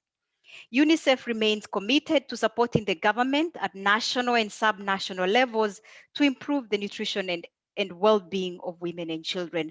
Once again, thank you very much for joining us in this webinar series. Thank you. Over to you, Ms. Kathy. Thank you, Ms. Alice, for your very informative message. Again, we would like to take this opportunity to give our thanks and appreciation to UNICEF and the Nutrition Center of the Philippines for continuously supporting the Philippine government, the NNC, in our endeavors to end all forms of malnutrition. With your support, this momentum that we are slowly building will surely benefit the generations to come. All right, thank you, Miss Kathy. So again, this actually finally concludes this webinar series, moving our children to the lighter side. We are delighted to have shared this series with you. We especially thank those who joined us since the first part. We hope to see you again in future webinars. And thank you all to our speakers who generously shared their knowledge with us, and to the team and organizers from the behind the scenes who helped this in this webinar success. I hope that we were able to provide once more a fruitful morning to everyone who is present here today. Once again, this is Gab Labrador. It was nice seeing you all today, and I hope to see you again soon. This is definitely not the last time you will hear from us, as we will be sure to keep driving and pushing forward this energy that we have built to better health of our population. Thank you once again, and always stay safe on the lighter side. I mean, always stay on the lighter side. This is Catherine Bocton. See you all next time. Keep safe and have a great day. Thank you, everyone. Thank you, everyone.